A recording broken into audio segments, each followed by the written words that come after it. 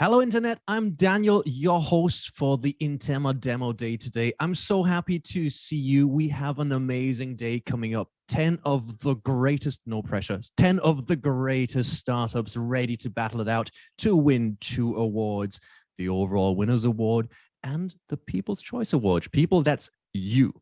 Long story short, we have a lot of things coming up, and to get you kind of in the right vibe, I'll be carrying you throughout the day, giving you all the information you need because you will be shaping this day to be fantastic. Long story short, before we get kicking, we have a video that you get a feeling who and what our startups are. Let's take a look.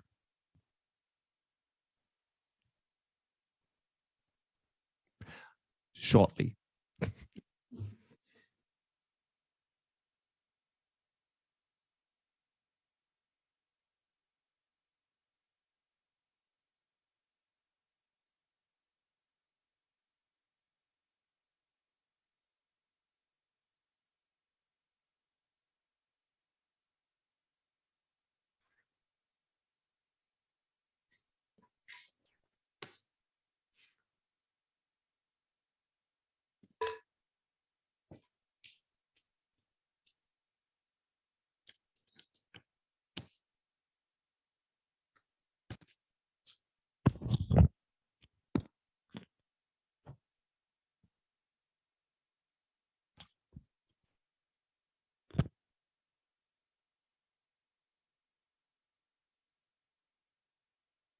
Oh, and we are back. That was our video to give you a feeling and understanding what's actually going to happen today. You see 10 international amazing companies all ready to battle it out.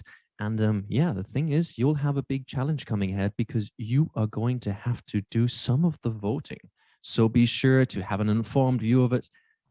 I know it's going to be hard, but someone has to do it. And you know what they say? We like doing the things not because they are easy, but because they are hard. If you know your history, you know whom I'm referencing. If not, you might want to look that one up. Anyhow, normally I should be telling you amazing things, what's going to come up. However, I'm not the most qualified person for that because I'm the MC. But I do have someone who is way more qualified than me to do it because he's the head of the Intema Accelerator and, of course, the resident VC there. Just if you're at home, just put your hands together because we will feel it. Here's Alexei Posternak. Alexei, you're there. Thanks, Daniel. Hi, everyone. Can you hear me well? Loud and clear and good to see you. How are you today? Very good, very good. Very excited about the final destination we reached with all our startups that have been in our acceleration program during the past 3 months. So they have been doing a great job, and we've been watching their development. So the acceleration program included mentorship and traction on sales, fundraising, and technology, and working with the community of founders. So it contained both group meetings and individual team sessions, including a course from IE Business School. So today we are going to see these speeches and make the difficult decision on the winner, as you mentioned. So it would be tough as all of the startups, I think, are very, very strong. And I want to say that we are thankful to all startups, venture capitalists, and corporate representatives who joined our demo day today. We hope that this event will open a lot of opportunities for you in terms of business cooperation, in terms of technological growth, funding, and networking. So we are very excited and welcome, and thank you, all of you. Well, thank you very much for joining us. I have a question because we're going to see quite a few pictures today. I'm curious, like, what is something specific you can tell us what we need to look out for? Something you like looking for, some of the details and intricate ideas you can share. Yeah, I think you need to, I think it's interesting to look from different perspective on the companies and their products. So first of all, to pay attention to the market and to the idea itself, like how it actually solves the problem, and how significant the problem is from your point of view. Because we try to do everything to link the science, the technology, and the business from both sides, because we see that there is some gap between these two. Sometimes the founders that are very technical in their background, so they try to make the product interesting in terms of technology, not paying too much attention to the business. And on the opposite side, there are a lot of business people, entrepreneurs who have who lack experience in technology, and they want to make something perfect in terms of the market and the product, but they lack some expertise in tech. So these both should synchronize, and we wanted to build some kind of a bridge between these two. So also to take a look, to pay attention to the product itself, how accomplished that is, and to the team. I would say all teams are interesting and strong, and I think that would be a challenging thing. Yeah, and you just said it. All teams are interesting and strong, and they have a huge variety. What I've seen so far, because I did get to see from the pitch some of the pitches. Basically, you're covering huge markets. How is the selection process leading up to today? Yeah, that very good thing you mentioned. So we actually received a lot of applications. So we started the application process at the end of the past year, and we received so many applications. We were a bit confused on how we gonna walk all this through. And we received about 800 applications from more than 50 countries, and we selected several hundred out of this, and we performed a lot of conversations with the teams, with the founders, and a lot of technological tests to select just 15 companies that will come through our acceleration program. I mean, that's quite a funnel, several hundred down to 15. Maybe also there, I'm just curious, because I know you're going to show us also some more information on that from your point of view. But what was maybe, let's say, did you notice some kind of specific trends on this topic which you were not expecting? Some kind of a stronger focus, something where you said, okay, I was expecting this to happen, and then that happened. Maybe some kind of insights you'd like to share. Yeah, interesting thing was that we received so many applications, and not all of the applications were, quite standard. So in terms of the product, so it was very interesting to understand that people are trying to use AI everywhere. I mean, across different industries and across different solutions. So there were even some exotic applications, like identifying the cow's faces for some farms and others.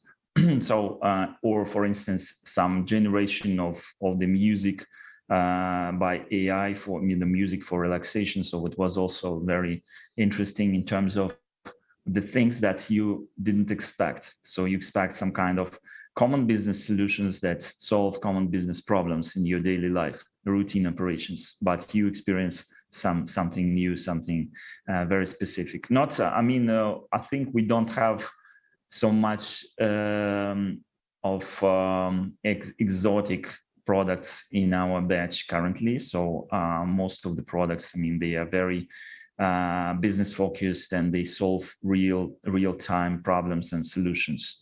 So we cannot boast something very exotic here, but we are more business oriented people, so that is normal for us.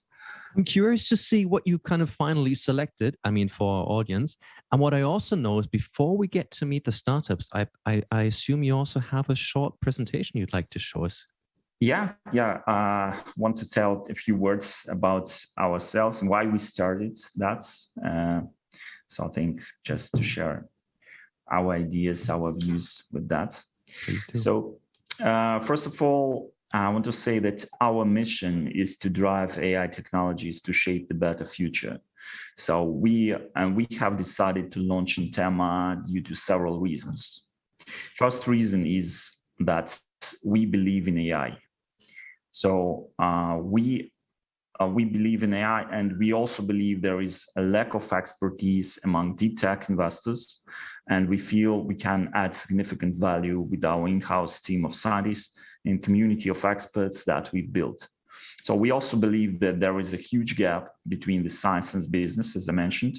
By meeting many scientists, who actually see the most of their products, we see that most of the products they build, they lack the business acumen, and we want to help the scientists with this product, and we also want to help product developers with the technical part of the products. So AI is one of the most promising digital technology markets. We believe AI is unique in its growth, and it will largely expand into new industries. So the world has recently started to understand the potential of AI. In some areas, it has already been seen. So, and over the last 5 years, global AI investments increased 4 times, and there is a great further opportunity for growth. So the global investment reached about 77 billion in 2021, and this figure grows. As you can see, the share of AI in other industries will grow significantly. So we will see from 30% to 49% growth in the next 5 years. So these industries that will experience the most growth would be the marketing in terms of functions and industries. So there would be marketing and sales, there would be biotech, finance, and automotive, and some creative services. So these industries will accelerate growth and penetration coming in the coming years up to 154 billion. So we are expecting the AI penetration to increase year by year significantly.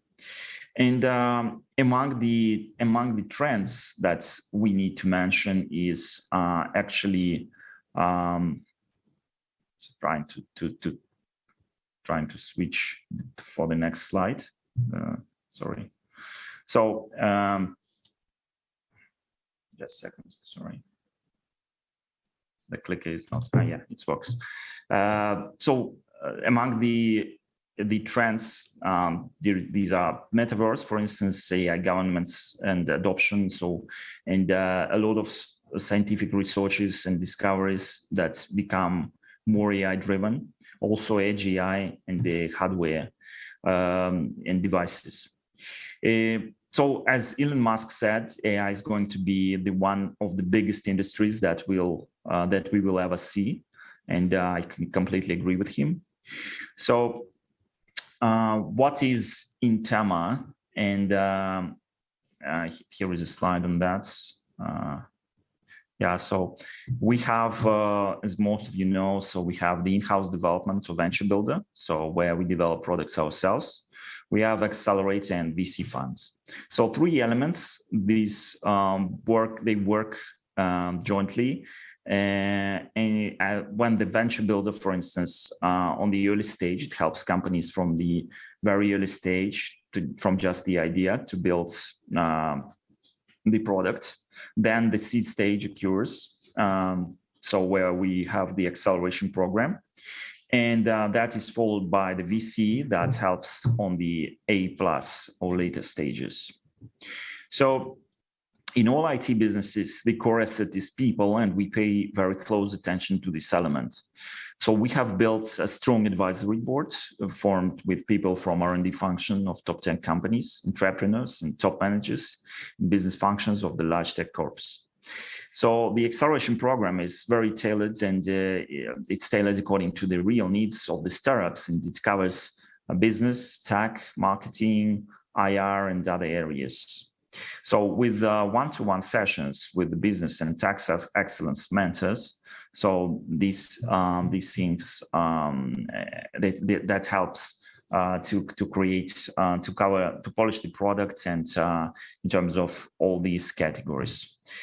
So with the VC funds, with $100+ million in the VC funds, so we help companies with funds, resources, like computing powers and expertise on the close to A or A+ stage. So we also build a community of investors that co-invest in the club deals. And we currently are partners of more than 70 VC funds across all regions globally. than the funds that have some exposure in AI and or just willing to have this exposure. So how we can be helpful to the corporates, VCs and startups. So for corporates and VCs, we can help by building the innovation pipeline or by giving access to pre-selected startups with the tech and business analysis or technical due diligence of AI targets.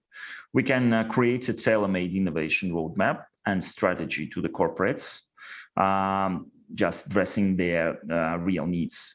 For VCs, we give a good pipeline of startups and we can create a special tech investment strategy and like portfolio diversification, estimating the counter-cycle segments, for example. So for startups, we help to boost the technology, sales, products, provide them with computing powers and give some support on HR and other functions like legal, provide funding from our balance sheet and from the partner VCs. So to finalize,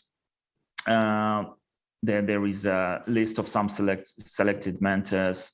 So, but not the excessive list. But I want to thank all these people for paying their special attention to this program. So they did a very good job during the past 3 months. So it was very interesting. So I didn't attend all of the sessions, but I attended a few of them, and it was very exciting, very interesting. So I think it was very helpful. So warmest thanks to all these people, and the efforts they made is very significant. So thank you very much, all of you. Let's join the ranks, and hope you'll enjoy this demo day. Welcome. And big thank you to you as well, Alexei. Thank you very much for giving us an overview. Thank you again to our jury for joining, and thank you at home for joining. Now, obviously, you said you've had hundreds of applications. You condensed it down to just a few, and we have the challenge to select the winners, which would be very, very hard for one person or for two people, or actually more. That's why we have a jury consisting of 8. Yes, that's 1, 2, 3, 4, 5, 6, 7, 8, because we know how challenging that is. Just to get you in the right comfy feeling back home, because I know you might be home, you might be in your office. Actually, no, some of you might actually not even be wearing pants. I'm not saying it, I'm just kind of, research says that if you're at home, you might not be wearing pants. Yes, I see you at home through your webcam. I know that. Anyhow, just to focus, to get you in the right mood, we have a very short video before we announce our jury. Let's roll the video.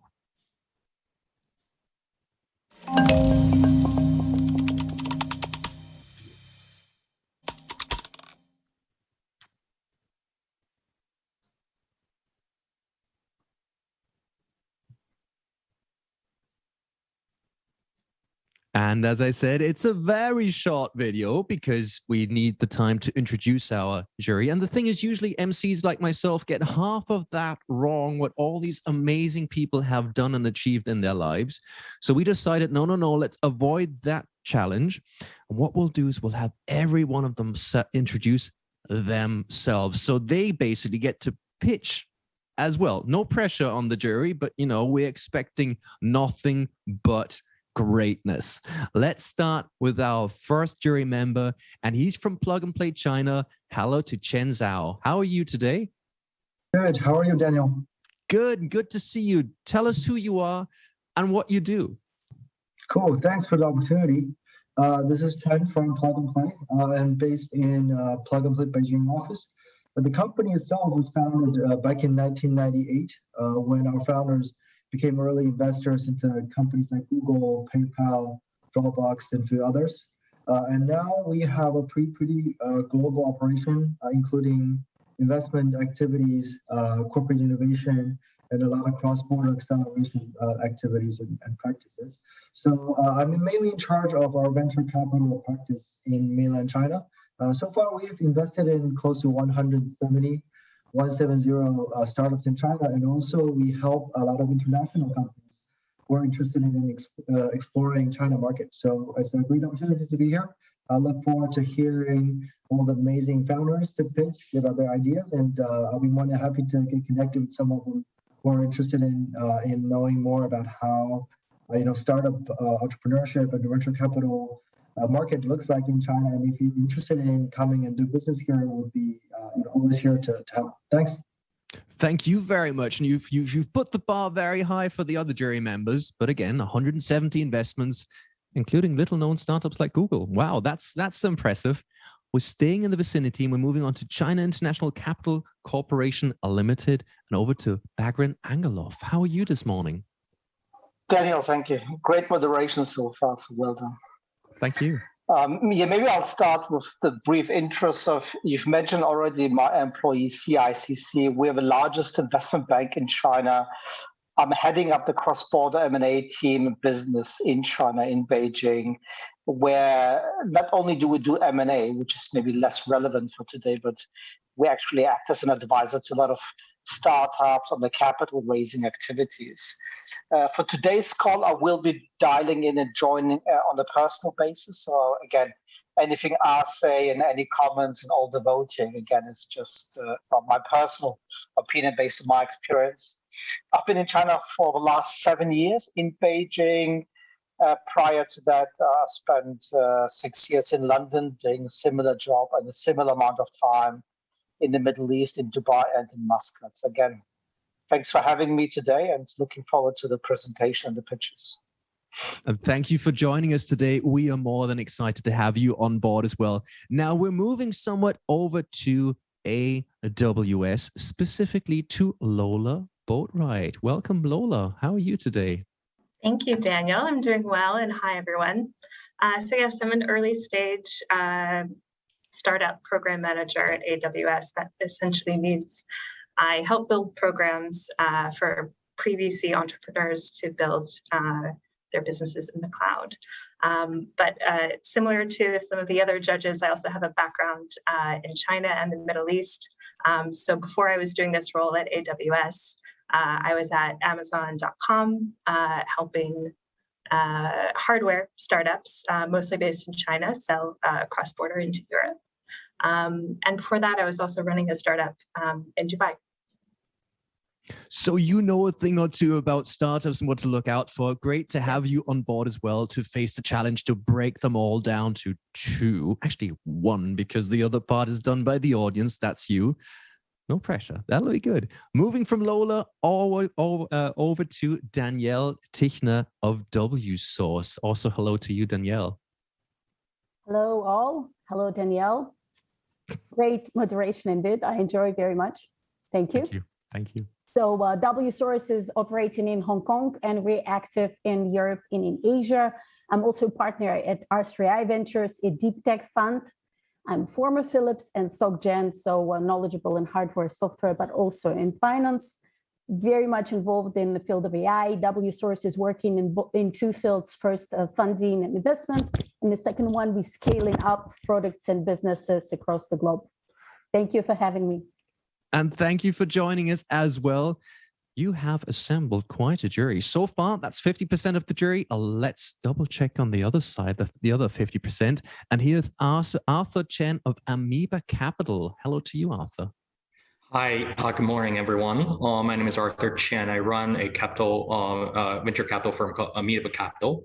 We have around 11 years of history. We're in our Fund 3. We actually just closed our Fund 3, so we're in active investment phase. We have sub 1 billion AUM. We cover primarily technology investments from AI to enterprise SaaS software to manufacturing semiconductor on the hardware side. We cover primarily China, but we've also been actively investing in the UK, in Europe, and in both coasts in the United States. So we are on a look for the right teams. We cover from seed angel stages to up to Series B. So that's our sweet spot. And yeah, that's basically we are. Great to have you. Are you at home, may I ask? Yeah, I split my time between London and Shanghai, actually, but currently I'm under lockdown in in Shanghai, so not the most optimal situation, but happy However, to meet everyone online. it's good to see you because I wanted to compliment you on your incredible selection of books at the back there. I can spot a book on Bonaparte, so that's a good one as well. And I see you have some room for books, even though, so good to have you as well. We like people who are very literate. That's good. Now, let's move back to Plug and Play. However, totally different part of the world. Let's move over to Alfredo Soria. How are you this morning, Alfredo? All good, all good. Thank you, Daniel. Thank you, Intema, for having us today. I'm not going to explain anything from Plug and Play because Chen already did a great job, so not worth me explaining again. Again, it's been an absolute pleasure to work with some of the startups that Intema has been having during this first batch and cohort.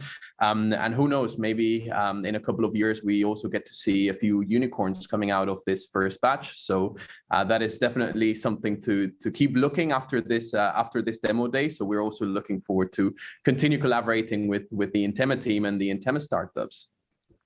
I like the way you put a slight bit of pressure on the teams where you said, look, no pressure, but... No pressure. Maybe there's some unicorns, no pressure. And I like the way you said, like, not one unicorn, but you said some, where you go like, yeah, Several. that's...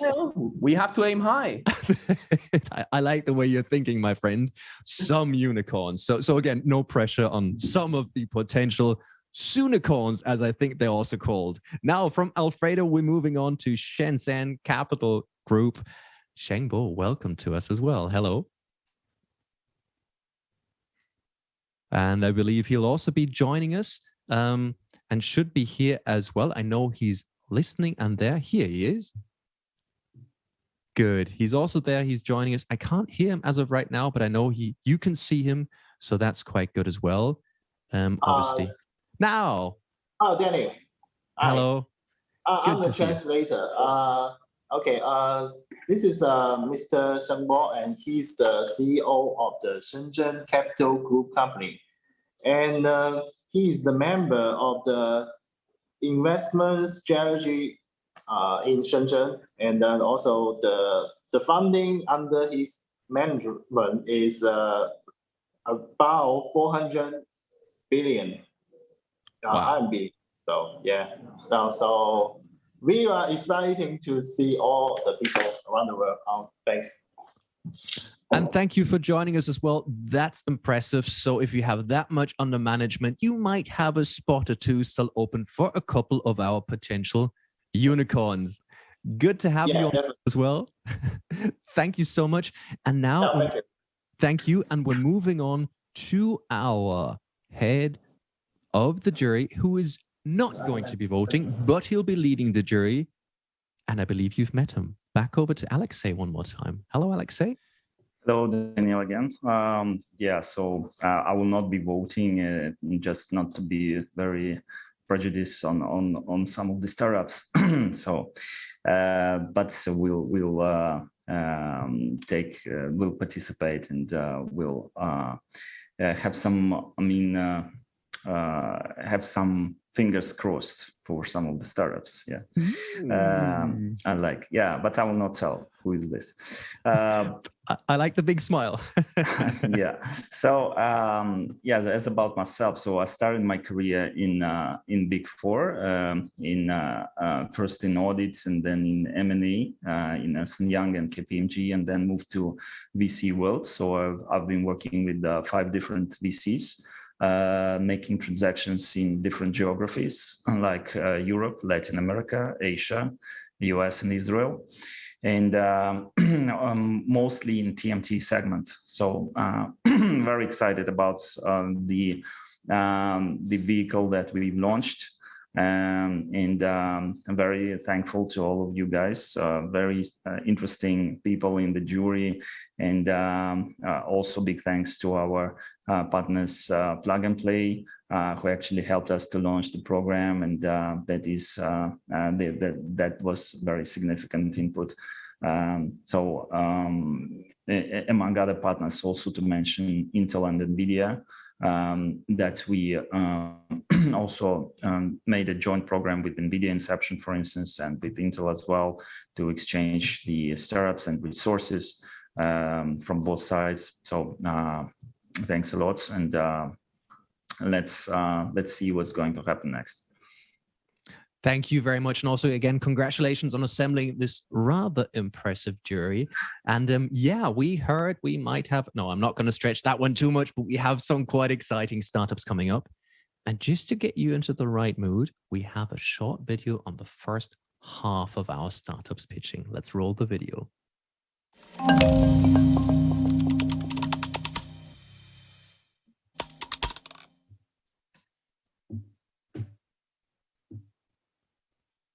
And there we go. There we go. Again, a short video, as we said.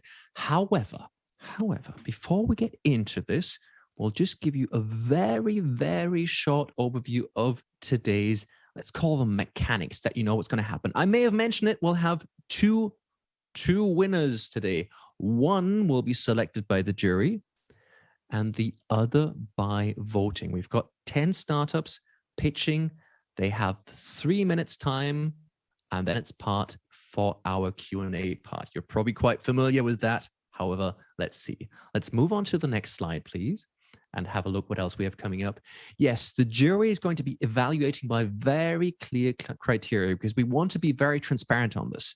Obviously, always a scoring from 0, that's bad, to 1, kind of okay, to 2, amazing. In the areas of client, product value, problem, venture potential, and competition. That's the scoring our jury is going to give. For the fun of it, you could also use this, so might as well also screenshot that slide just in case you're unsure how to judge them. Obviously, it's always in the eye of the beholder, but that's why we have 8. Let's move on one more slide, please. And what else we have? Yes, we have the Participants' Choice Award. That's you. And essentially, you get to vote on the startup and what you think of them. 0 is, well, little faith in it, totally not going to happen. 1 is, yeah, it's kind of okay. And 2, this is the next big thing. You get to vote 30 seconds after each pitch, and you can only vote once per team. Only the demo day audience can vote. So you kind of get the idea. And you cannot change your vote once you've made it. You know, 1 vote counts. So think wisely and vote. By the way, really important, do vote, because if you don't vote, it means you have no opinion. And well, we all have an opinion, I hope. Anyhow, let's move on to the next slide. Yes, and obviously here are the awards which are going to be handed out. The winner is chosen by the jury, as I said, and the winner of the Participants' Choice also gets amazing awards. To be honest, I'm not going to read it out in detail right now because you can read a lot quicker than I can talk. So I think the most efficient part is that you just stare in awe at these amazing potential awards for the next 5 seconds, and I'll just be quiet.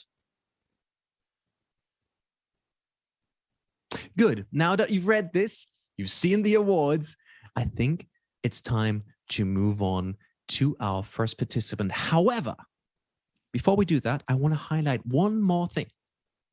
Kind of sound like Steve Jobs, right? When I say one more thing, but still one more thing. And this is something called Discord. Now, if you want to get the most of the day, and that's why you're here, so this is what you want, join our Discord channel.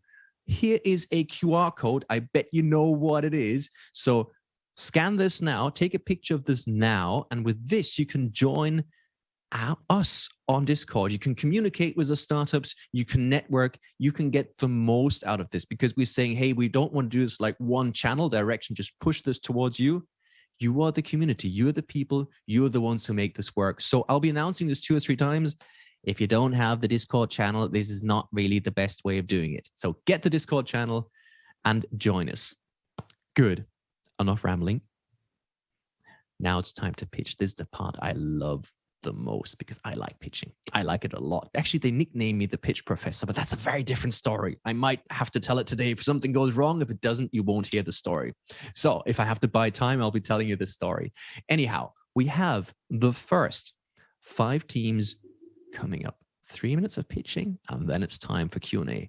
We're going to start with the first team, and I'm really looking forward to it. Again, no pressure, but let's get our first team on board, and it's called Typewise and David Eberle.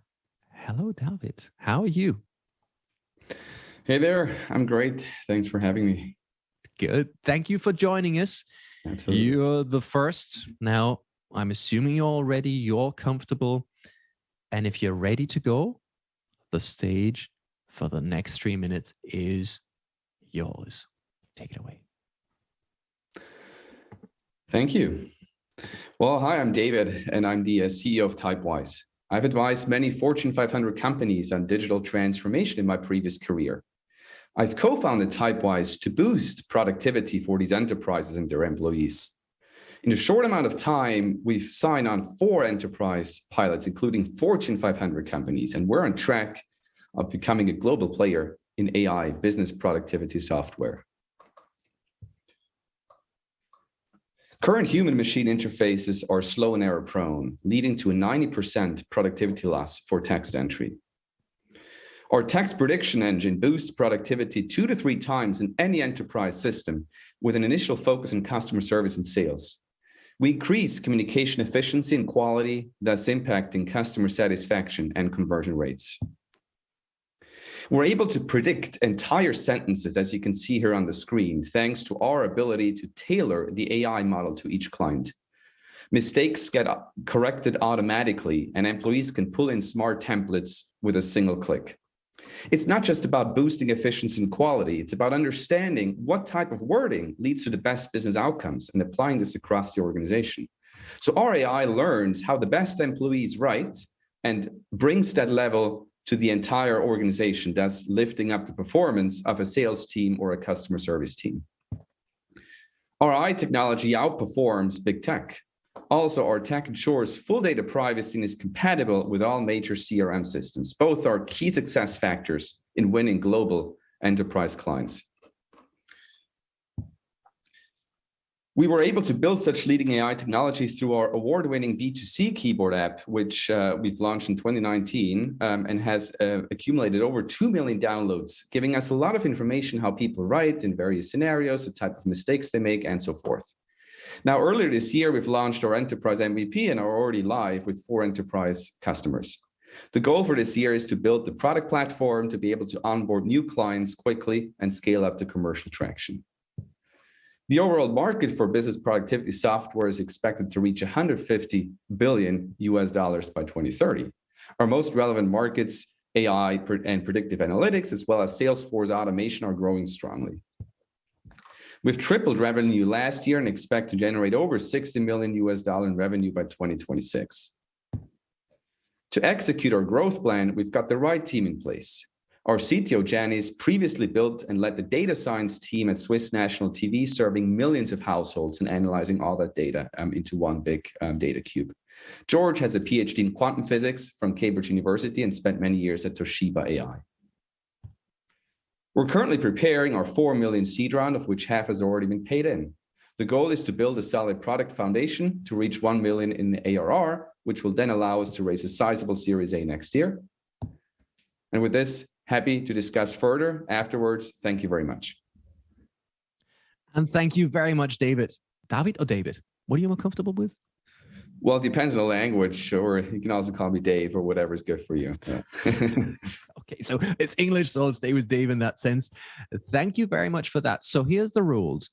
The jury has the chance to ask up to 2 questions. And you, if you feel like it back home, you can also type a question into the chat function.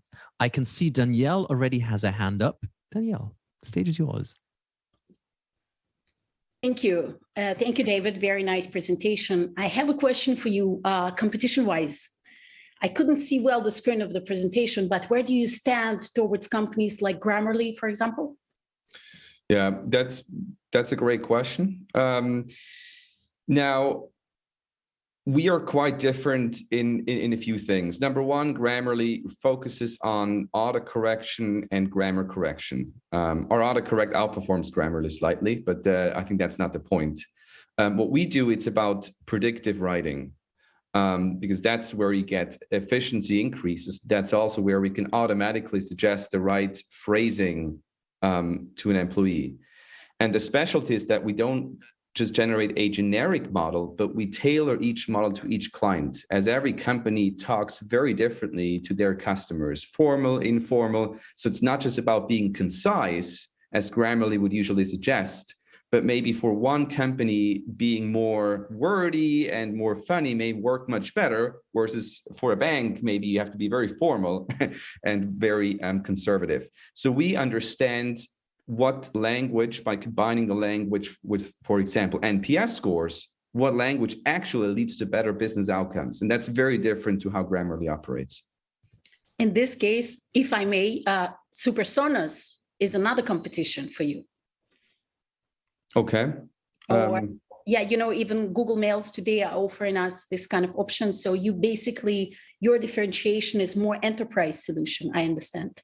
Absolutely. And especially that we're able to work with Salesforce, with Oracle, with Microsoft Dynamics. So it's not built into one single product as like Google Smart Compose would be, but it's available to whatever systems the company works with. Got it. Thank you. Sure. Thank you very much, Danielle. And we have time for one more question from Lola.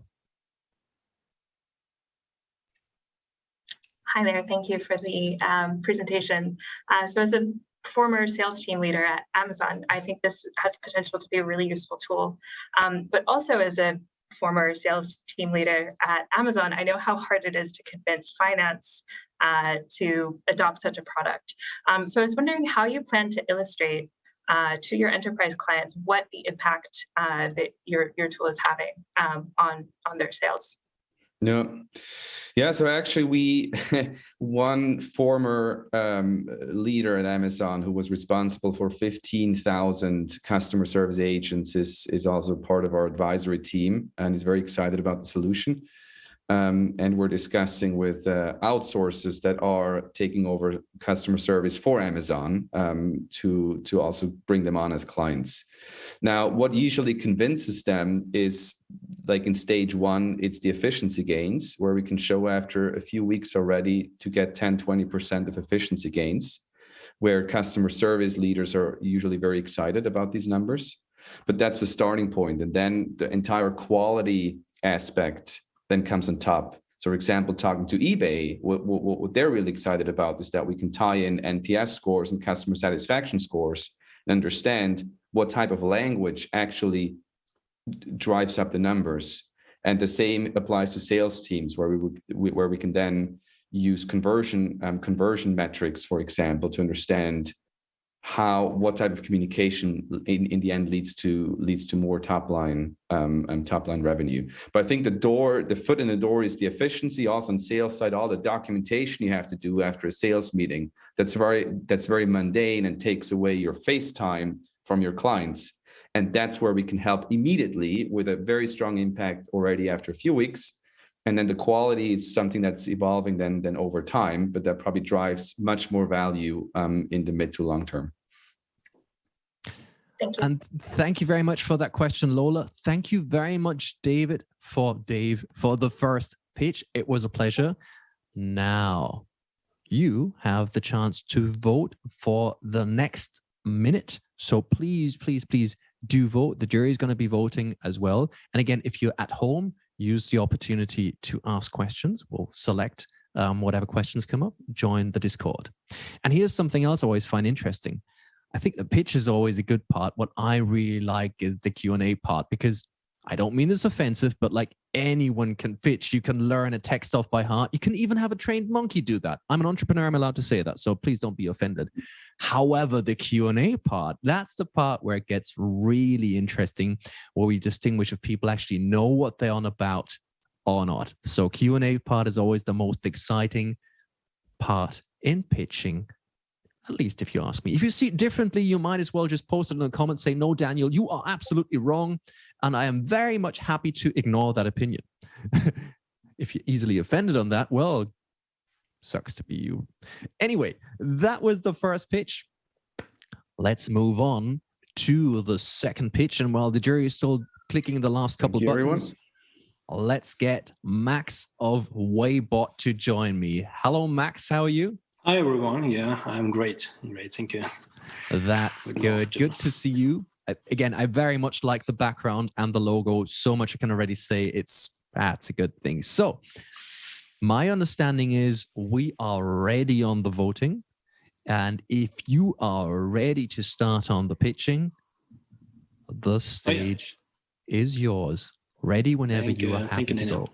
Yeah, as I said, I'm Max, and I'm CEO of Ubot Robotics, and we are doing professional robots for cleaning, something new. So I think many of you are already using these nice home vacuum cleaner robots, and these devices are very cool and doing our life so much easier and comfortable. But why is it so few examples of using robots to clean commercial buildings? So just imagine that something wrong with my clicker. Yeah, just imagine that's about 1 million companies in the commercial in commercial services around the world in the US.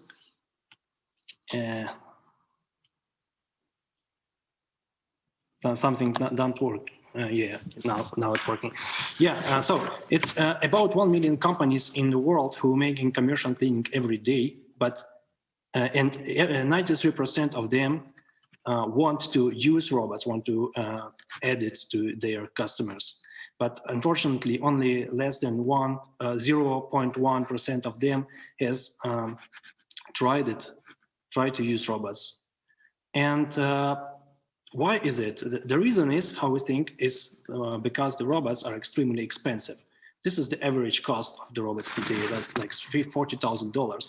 This is 4 times more expensive than an ordinary manually operated cleaning machine.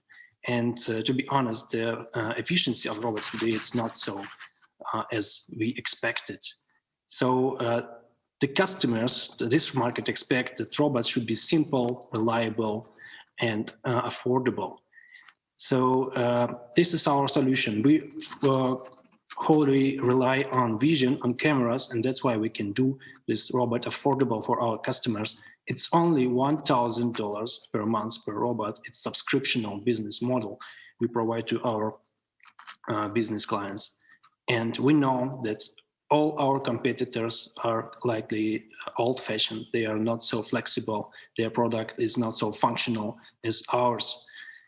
However, they are extremely good funded by top-tier VC funds in the world, and this is promising for us. We believe we can be on this stage soon. And I'm proud to present you one of our first working robots by our customers, and our customers admire what we've done, and they're using this 24 hours, 7 days a week, and it's completely efficient, and that's what this market needs.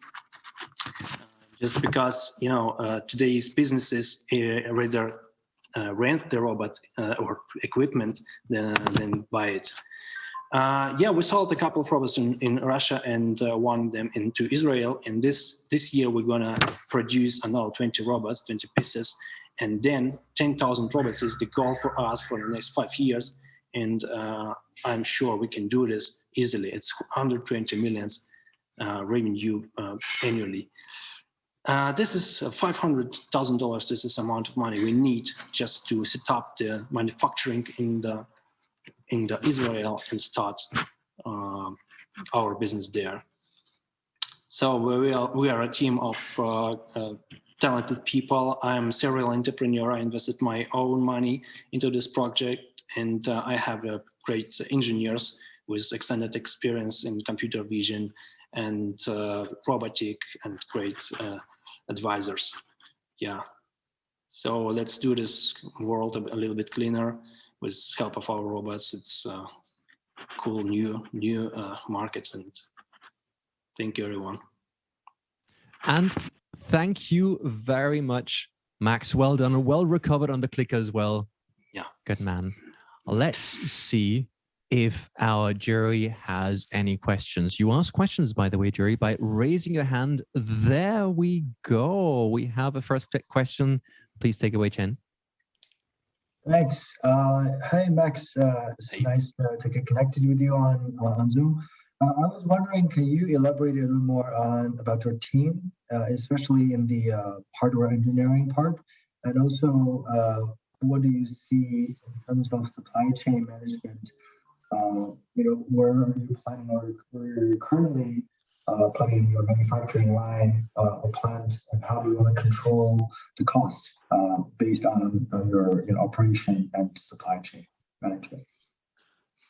Yeah, about our team, a couple of words. We have 7 engineers in our team, in all specialized on the computer vision and AI functions, but also the mechanical engineers and cool designers inside. That's all completely designed by ourselves.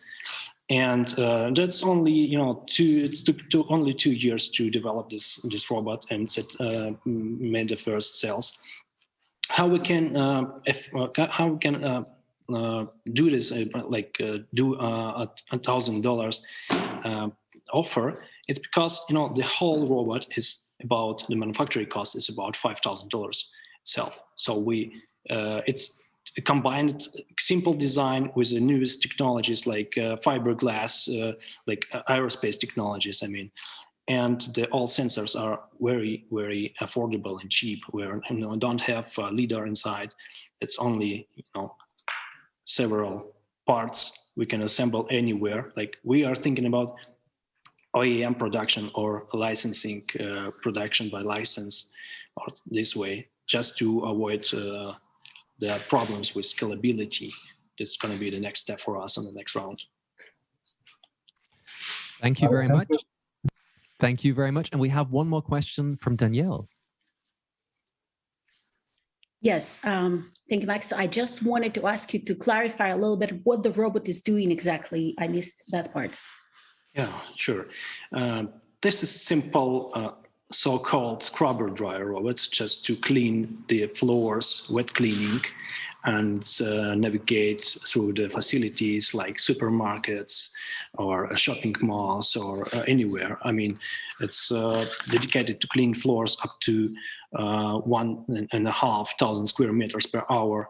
And we have a docking station. We have a special integrated fleet management system. So it's almost 99% independent from the human involvement at all. So yeah, and it's affordable, like I said. No one, like 40,000, like a normal car, like a fancy car of Tesla car. No one will buy it for 40. Right. I just wanted to make sure I understood, because I saw also many products like yours that are also doing Windows, but that's a different one. No, not Windows. Yeah. Because... Thank you. And thank you for following up on that. That's our jury questions. And I believe we have no further questions on this level. Thank you very much, Max. Always a pleasure seeing you. Thank you very much. And thank you. Yeah. Thank you. And now again, as before, it's time for our jury to vote. And again, for you, look around on Discord. If you have questions, you can ask them there. You can also ask them, obviously, in the chat function. And I like it. Basically, it's a Roomba for professionals. I like that. And I have to say, whenever I got my Roomba, again, I'm not sponsored by Roomba, but Roomba really did improve my life. Roomba is fantastic. Suddenly I don't have to go around and vacuum clean stuff. However, the only thing is with my Roomba is not particularly smart, because Roomba usually gets stuck under the same part of my couch basically every third time. Now, I'm assuming Q&A is over. I'm assuming Max's robots are smarter than that. My robot isn't. And I've had him, actually her, we call her Coco, for close to 3 years. And every time I go like, Coco, hey, look, we haven't moved the couch. And Coco goes, anyway, I think now the jury's had enough time for the voting. And I think you really probably cherish this intimate insight into our personal Roomba. Let's move on to the next startup. And we're going into a very different direction and also different part of the world. We're moving on to pitch number 3. It's called Latitudo 40. And I hope I kind of got it okay. Is Mauro Manente. Let's see what Mauro says on the naming score between a 1 to 10. How good was my pronunciation? Yeah, you're really good. Thank you, Daniel, for the introduction. Really?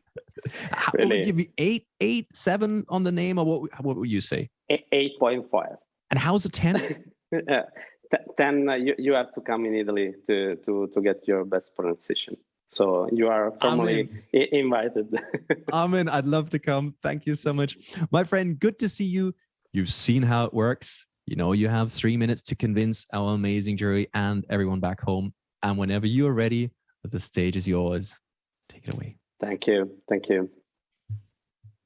Okay. Hi, everybody. I'm Mauro Manente. I'm co-founder and CTO of Latitudo 40, an Italian startup that works with satellite images and AI for climate action planning in cities. 90% of urban areas are exposed to pollution, floods, and extreme heat. This means that city managers must plan their actions to fight climate change now. And to do this, they need data. And they need data over their entire territory, starting from the past to understand the present and plan the future. And they need data continuously updated. So we created a dashboard based on satellite imagery, AI, and geospatial analysis that is able to provide useful information to cities like carbon sequestration capacity or urban cooling indexes in the easiest and fastest way. Cities like Barcelona, Naples, and Turin choose us because we are faster in providing data, we are allowed to save money, we have a worldwide coverage and access to an historical archive up to 20 years, and we are really easy to use. Our customers are cities or software integrators or consulting companies that are already providing data to cities. Our subscription fee is based on the type of services for monitoring, the size of the area to monitor, and on the update frequency. In 2021, we got almost 400K in revenues with 7 European cities. This year, we want to add 50 new cities and start to go outside EU. Arriving in the USA market in 2023 and start with a new revenue stream from the InsurTech and PropTech market, and reaching the goal of 1,500 cities in 2030 with a potential revenue of 100 million euros per year. We are 4 founders and working together since more than 10 years. And with us, there are more than 9 members we are really proud of. In 2021, we raised almost 500K, and now we opened a new round of 1.5 million that will be dedicated to team increase, product development, and obviously to sales and marketing activities. Thank you so much, and I will be really happy to answer your questions. And thank you very much. Very efficient on the timing as well. 2 minutes 45, nicely delivered. Again, I'm neutral. I'm just referencing the timing aspect. So good on that. Let's see what kind of questions the jury has. Again, jury, you just raise your hand. You know how that works by now. And then we'll be able to answer whatever questions we have. There's a question by Alfredo. Perfect. Hi, Mauro. Thank you for the presentation. A quick question: what is your USP that really distinguishes from your competitors, be it Up42 or Space Now or some of the others? Yeah, thank you for the question, Alfredo. Basically, the competitors you are naming are focused on offering data to experts, to technical people. We are providing information, not data, actionable insights to who has no need to be an expert of Earth observation or satellite images or whatever. We are providing the information that they need, and probably as we call a downstream sector in the space market, there's really few competition in the city planning using Earth observation from what I know. Perfect. Thank you, Mauro. Thank you. Thank you very much. And we have time for one more question by our jury if there's something you need to find out, if there's something which you still consider unclear. You have 3 seconds, 2 seconds, 1.5, 1. There's another question by Alfredo. Or did you just forget to lower your hand? Maybe a follow-up question. From your experiences, I believe you mentioned that one of your main clients really was working with government entities and government bodies. How difficult is it, and how much does this slow your sales pipeline and sales processes? As our customers clusters are two, directly with cities, it takes more or less from 3 up to 6 months to close a contract that usually lasts not less than 24 months. When we work with the software integrators, we already have, let me say, a sort of frame agreement where they are using our information, using us to provide this information to their already consolidated customers. So there are two different selling cycles. Obviously, with the software integrators or consulting companies, this means we are faster, and this happens once, and then we move to the next partner. Thank you. And sorry to jump in. Thank you. And we also have a question from the audience. And that question is, what type of satellite do you collect your data with, and with what dimensions? Yeah. Basically, we use institutional and commercial providers. Institutional, like European Space Agency or NASA, that are used for our first analysis of the land. Then we use commercial providers, and we have agreement more or less with all the commercial providers at the moment in the market, using different spatial resolution, so up to 50 centimeters. And in terms of size of the image, it depends on the satellite. More or less, one image from European Space Agency can be more than 100 square kilometers. So an Italian city will be covered. Sweet. Thank you very much. Thank you for your pitch. Daniel. Always a pleasure meeting you, and I'll be happy to meet you sometime in Italy. I'll take you up on that offer. I like that idea a lot. That was the third pitch. Time for our jury to do again what they do, and again for you to just kind of think about it, double check on it, and enjoy it. And yeah, I think those were 3 very strong pitches. And the funny thing is, in pitching, it's a big challenge to put everything you've been working in for the last 5, 6, 7, 8, 9, 10 years into 3 minutes. And most people say, how am I supposed to put everything I know into 3 minutes? And the answer is, you can't. Pitching is not about saying everything. It's just saying the right thing that the right person says, I'm interested, or I don't know, that's probably not going to work. So think of a pitch as a conversation starter. And that's exactly what we're seeing here today. That's happening. So if a pitch creates a question in your head, the pitch is working. So feel free to ask questions. I'll always follow them through to our founders, obviously all of them being founders. So that's quite cool as well. 3 pitches down. Time to move on to the 4th, and we're going to a very different topic, but just as important. We're moving to startup number 4, and that's called iCheckup. Hello, Rim. How are you this morning? Hello, nice meeting you. I'm great, excited. Good to see you. Good to see. It's funny, I keep saying this morning to everyone, and it's probably all sorts of times. What time is it where you are right now? It's 1 p.m. Yeah, so morning is gone. So anyway, good to see you. And you've seen how it works. You know how it works. Whenever you are ready to pitch, the stage is yours. So make yourself comfortable and start whenever you're happy to start. Thank you. Let's start with the first slide. Sorry. Okay, I'm ready. Hello, everyone. My name is Ree, and iCheckup is an early diagnosis system for preventing vision loss.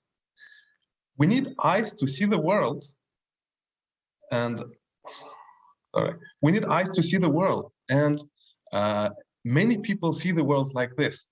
How would you feel if you saw the world like this? And even many people see the world like that. Can you imagine an entirely black world? However, 80% of all such cases could have been prevented with early diagnosis, but they still aren't, because routine eye exam is not popular, inconvenient, or maybe even expensive. That's why we have developed eye checkup, which is a screening system that can be used even at primary care. We take the retina image of the patient and send it to the cloud for diagnosis. And if everything is okay, we say come back in 12 months. And if any pathology is found, we say go visit ophthalmologist for treatment. And it's perfect timing for eye checkup because in United States, AI-based retina diagnostics is already reimbursed by insurance. 77 million have been invested in our competitors already, and 14 different countries are starting such screening programs in the world. We have some competitors, but most of them are limited to a single disease and a single camera model, while eye checkup can work with any type of professional camera, and we already work on 3 different diseases. Our previous successful startup, New Vision Fundus, is being used by 600 retina specialists across the world in United States and Europe. Actual eye checkup is a spin-off from this project. We were analyzing retina images before and just added diagnosis with artificial intelligence. We have 3 dealers in United States, which will help us scale up faster. These are some of the happy customers that are using New Vision in Canada, United States, and Europe. Our founding team is experienced in each of these fields. I'm software developer. We have professor of ophthalmology and sales expert in ophthalmology. Our advisory board has the world top 10 retinal surgeon. Our team is very young, very energetic, that can do any job that we need. We started 3 years ago, received quality management system, received investments. Our clinical trial is running, and we plan to dominate Turkey market within next year and receive 13 million revenue in United States. Our total accessible market is very large, but we plan to start with the United States first and achieve a revenue there. Currently, we are looking for 2 million investments, some of which will be used to run a new clinical trial in the United States and start marketing. Thank you very much. I'm happy to answer your questions. And thank you very much. Well done again. Also compliment on the timing. Nicely delivered. And here's the first question by Danielle. Thank you. Rim, could you just maybe clarify who is your end customer? I'm not completely clear on monetization. Thank you. End users are optometrists and family doctors. So we plan to bring eye checkup close to the patient. So without going to an ophthalmologist, while visiting your family doctor, you should be able to do eye exam. And what kind of monetization have you foreseen, if you may? If there is reimbursement, then pay per exam or subscription, some tier-based subscription. Thank you. Thank you very much. Any other questions by the jury? Oh, there you go. Bagran, please. Yeah, quick question on the on your approvals in the US, right, or in other markets, and where do you stand with FDA and other sorts of approvals? Okay, we are already running clinical trial for 900 patients that will finish in May. We already scheduled CE mark approval. We have already done meeting with FDA and plan to run clinical trial in the United States this autumn. So next year we will get FDA first quarter and start marketing in the United States. Thank you. Thank you. Thank you. Very interesting. It's just interesting. I know I don't want to be too personal, but I just saw Bagran kind of inhale going, and he was like, no, he kind of kept the second question to himself. So let's see what's going to happen there. But again, maybe I was wrong in reading your facial expression. We still have time for one more jury question if you want. If not, again, oh, there we go. Lola, please. Yeah. Hi, Rim. Thank you. Is my video working? There we go. I wanted to double click on Danielle's first question about your customer. What kind of incentive would a GP office have to adopt your solution? What would it mean for their business? Mainly, this is reimbursement. So the GP will receive reimbursement per exam. He will get this payment from the insurance. But for optometrists and other users, also the main source is reimbursement and paid customers. I see. Okay, thank you. Thank you very much. And we have one audience question, which will also shoot in your direction. Question to Rim: how do you collect and label data? That's a great question. We have 6 ophthalmologists on board that are helping us with labeling. We have developed our own labeling software for artificial intelligence. And our team has gained enough experience to label or review those labelings. Sometimes we even argue with our professor saying, this is this or this is that. He said, I don't know. We say also, we also don't know. So we have come to very expert level with these markings and labeling. Thank you very much, Rim. It's a pleasure seeing you again. Thank you very much for the pitch. Thank you very much for the Q&A session. Jury, you know what you need to do back home. Well, you know, again, you're experts by now anyway. And again, thank you for the very qualified questions. Obviously, that makes the whole thing a lot more entertaining. 4 questions down, not 4 questions, 4 startups.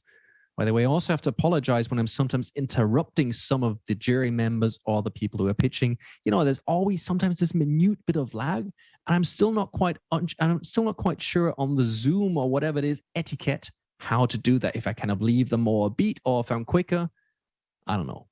I'll eventually find out or not. But then again, you could argue, Daniel, if you haven't found out after 2 years, you probably will never find out. If you have the answer, you can just shoot it to me on the chat. If not, fair enough. I think they're doing quite well so far. I'm very, very happy with the quality of the pitching. I think that's really good stuff. Let's see how the 5th pitch is going to do. The company is called CopyMonkey. And here's Anton. Good to see you, Anton. How are you today? Hello, Daniel. I'm great. Thank you for having me today. And thank you for joining us. Where are you today in the world? Which city? I'm in Vilnius right now, and the day in Vilnius is just beautiful. So I can feel that the summer is so close. Oh, you say it, brother. The summer kind of makes the world a lot better every day. Anyhow, if you can feel the summer, let's see if you can make the sun rise in our hearts because of the quality of your pitch. Okay, that was cheesy. Anyway, no pressure. I'm expecting an amazing pitch. Whenever you're ready, stage is yours. Next 3 minutes are yours. Take it away. All right. Thank you very much. Hello, everyone. My name is Anton. I'm CEO and founder at CopyMonkey, and CopyMonkey is an AI for e-commerce content generation. This year, there will be 1.4 million new merchants on Amazon Marketplace, and they will create more than 50 million new product listings. And each and every product listing need unique content, such as optimized bullet points and product descriptions. Freelancer on Upwork or Fiverr could do one product listing within 3 days and $150. We in CopyMonkey do the same job as human copywriters, but instead of 3 days, we generate optimized Amazon listing within 30 seconds. We started in March, and then we raised our angel round, built Shopify app, standalone app, and recently we switched to Amazon Marketplace. Now we are at 3.5K in monthly recurrent revenue and aiming for 65K in monthly recurrent revenue in 12 months. And users love CopyMonkey because CopyMonkey is the first AI copywriter for Amazon Marketplace. And you can create bullet points, product descriptions, or even the whole product listing just within a few clicks. We have 2 types of SaaS subscription, $29 per month and $99 per month, and we charge additionally per product. And our e-commerce market is growing everywhere in the world, and it gives us more than $3 billion total addressable market opportunity annually. We acquire our customers through 3 different channels: Google Ads, influencers, and partnership with other Amazon tools, with a pretty healthy LTV/CAC ratio. CopyMonkey was founded by me and Kate. I'm a technical founder and CEO. I have a computer science and 2 AI startups in my portfolio. Kate is a professional customer experience manager, so she's responsible for customer happiness. And we have an amazing full stack in-house R&D team in Armenia. And we are now raising $750K to reach $65K in monthly recurrent revenue in 12 months. Thank you very much. I'm ready for the questions. And thank you very much, Anton. Always good to see. And Danielle again, first up, and then Lola. Two of you are really quick on that. I like that. Danielle. We are the leading ladies, Lola. Did you see that? It's funny. Thank you so much. Well, I loved the presentation. It's very interesting. I saw that my partners to the jury, many of my partners are coming from China, and we know that e-commerce market is enormous in China and also very, very advanced. So I would like to hear, how do you see your competition, Anton? Thank you. Thanks for the great question. So to talk about the competition, I want to mention 2 types of companies. First is the tools that our current customers are using right now, tools for Amazon. It is like ZoneGuru, Helium 10, Jungle Scout, well-established businesses for product research and ads optimization. So we are not competing with them. We are partnering with them. So we help them to deliver more value for their existing customers. And another types of tools is the general purpose AI copywriters. Last year, we saw a lot of them, like Copy.ai, like Jarvis, like Writer. So, but let me give you an example. If you have a truck and you're participating in Formula One, you do not use your truck to participate in Formula One. That's what we did here. They generating the general purpose content such as blog posts, and we're focusing on the AI. So we are a Formula One car here and participating in Formula One race. But what about Chinese Formula One races? Yeah, so we are now focusing on the English-speaking markets. So on Amazon, we have 3 English-speaking marketplaces, which is US, UK, and Australia. We don't compete with the Chinese solutions because, as you know, we see a lot of Chinese specifics. So we're not trying to conquer any Asian Pacific markets right now. Understood. Thank you. Thank you very much for that. Formula One analogies always make me smile, but that's me. Over to Lola. Yes, hi. This is very much in my wheelhouse, so I couldn't help but ask a question. So I would just double click on the importance of China, customers based in China. Having been in the Amazon marketplace, it's an unavoidable. I mean, if you're integrated with Helium 10, you should, in theory, be reaching out to Chinese customers. But anyway, my question was around one of your slides. You described you had a Shopify app, a standalone app, and now you're focusing on Amazon Marketplace. Can you explain why the pivots and if there's space to do multiple at once? Sure, absolutely. What is the specific of Amazon listing? On Amazon Marketplace, you have the same logic in the product listing in every marketplace in the world. So you have the product title, which is very important. You have the bullet points, which should be optimized. So you should have the keywords inside, and you have the product descriptions, which also needs the keywords. So, but this is the Amazon Marketplace specific.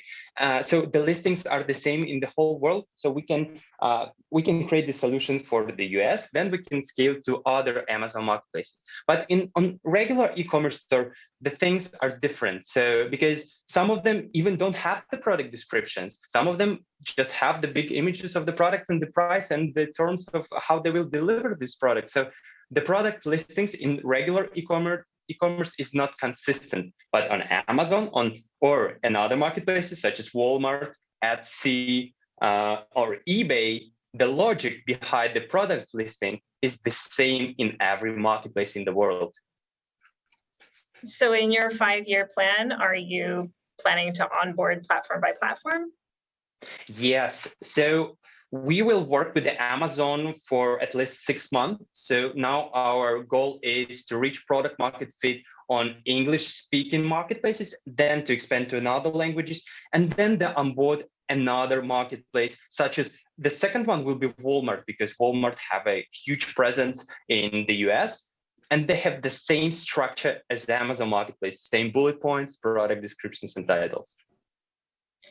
Right. And just to be clear, your end customer is the seller, or is it the tool that you're integrating with that the seller uses? Yeah, so our end customers is merchants. We have several types of them. We have the private labels who actually find the product and then sell it. But also we have agencies, for example, because agencies have content teams in their office. So we help their content team to produce, to increase their margin, basically. I see. Great. Thank you. Thank you. And thank you, Anton. And also, just to quote Danielle, thank you to the leading ladies for this very thorough inquisition of Anton. Again, I like that a lot. Thank you to our first 5 teams pitching. Now, again, jury, you need to do the voting, as in like now. You at home, do not forget to sign up on Discord. We'll be showing you how to do that now or something like now. We'll have to work on the timing. That was on my side, a bit too spontaneous. There is a big QR code. So scan that, join us on there, and have time to look around, because now we have a short break for the next 18.5 minutes. I'm actually half Irish, half German. So 18.5 minutes, that's my German heart speaking to you. We will be back at whatever time you have, .40. So I'm in Vienna, 12:40. If you're in Moscow, it's 13:40. And whatever times you'll work out. So don't go far. See you back in 18 minutes. Thank you so much. It's been a pleasure so far. See you back on time. And we are back, and I hope you enjoyed your coffee break or whatever it was, because we have 5 amazing startups coming. However, if you want to get the most out of the pitching, do make sure to join our Discord channel, because you may have just joined. This is the most important thing you're going to do with your life within the next 5 minutes or 10 or hour or whatever it is. So take a picture of this, join Discord, and there you can network with our startups and do everything you would like to do, or within reason, because we're like behaved people. Now, this is really important. The other important thing are the rules. Just to get you back in, we'll fill you in how this whole demo day works. So we have 2 winners that are going to be chosen today. One is chosen by the jury, and one is chosen by you. Yes, because you get to vote after every pitch what you thought was good or not good. This is how it works. And these are the factors the jury decides on. It'll be 10 startups. Let's just have a look at the next slide. So there you go. The jury is going to evaluate between 0, 1, and 2. 0 is, well, bad. 1 is, well, okay. And 2 is amazing. On the factors: client, product value, problem, venture potential, and competition. You at home, you also get to vote on the following factors. Let's just move on a slide, please. And that's, do you believe in the startup success? And the first answer is, well, I have little faith in it. Basically, ugh. The second is, well, I have some doubts. That's 1 point. And you can also say, it's a blast. It's a high potential rock star. And I just do want to say, we heard early on by Alfredo of Plug and Play that we could have potentially a couple of unicorns in our first batch. Again, no pressure, but he said a couple, not 1. He said a couple. A couple is like more than 2, I think, at least 2. No pressure. That's quite an amazing quota. Now, that's the basic rules. Let's move on if we have another slide. If not, yes, there we go. These are the awards, the prizes the winners get. Again, I think it wouldn't be fun if I read this out, because you read quicker than I talk. So just read the prizes in awe. I'm pretty sure our startups know that as well. But just if you know, with your vote, You have the voting power to help them conquer the world in a good way. Anyhow, I think now we have everything explained. We have the next 5 startups coming up. And just to get you into the right mood, here's a very short video on the 5. Let's roll it.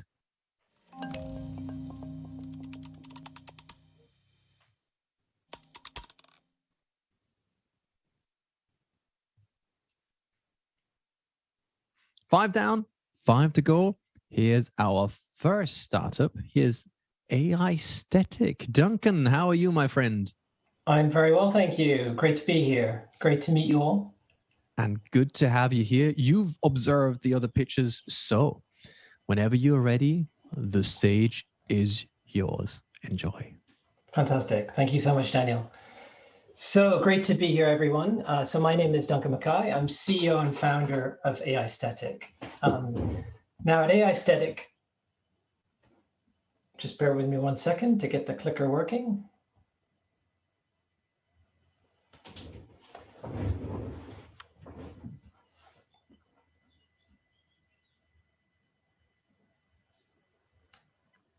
Okay, it's saying the clicking is disabled, which could be slightly problematic if someone could enable it. Yes, so I think, have you got it back? I believe we have it. We have it, so. Oh, magic, hey, there we go. Again, stage is yours with the clicker. Fantastic, well, great to meet you all. So my name is Duncan Mackay. I'm CEO and founder of AI Static, and we do one thing really well. At AI Static, we build next generation, highly accurate 3D body models for mobile devices. I'm here today to pitch for early customers to pilot our exciting and novel technology. So our first B2B solution addresses 3 big problems in online clothing. The first big one, there's a high level of returns, which is costly to retailers and annoying to shoppers. Second, high levels of abandonment. And third, excess inventory. So our first B2B SaaS solution saves retailers costs, reduces shoppers' time, and reduces the environmental impact associated with these problems. And these problems are not going away. Regulation is coming in Europe. The EU just announced a strategy at the end of March to say and to mandate to stop the destruction of unsold or returned textiles. The time for this is now, right? With more people shopping online than ever and an acceleration in AI. We've seen that with COVID, the impact, the disruption to physical retail and the growth in online. On the technology side, we've seen an acceleration in computer vision and deep learning, where we're able to do things we just weren't able to do 24, 36 months ago. And we're excited because we have a world-leading 3D body modeling solution. So we take RGB imagery, so a 10-second video, we throw that into our computer vision and deep learning algorithms, our black box, and we reconstruct each individual accurately to then recommend for our first B2B product, clothing that will actually fit you when it shows up at your house. And that's what we're excited about. So we're at 98% accuracy, which is world leading. And that essentially is our differentiation when we look at the competitive landscape, accuracy and ease of use. And there are 2 types of competitors here. There are predictive analytics companies such as Fit Analytics and TrueFit. So Fit Analytics was recently acquired by Snap. And then on the other side, we have emerging vision-based companies like Meeple acquired by Zalando or Precise acquired by Meta.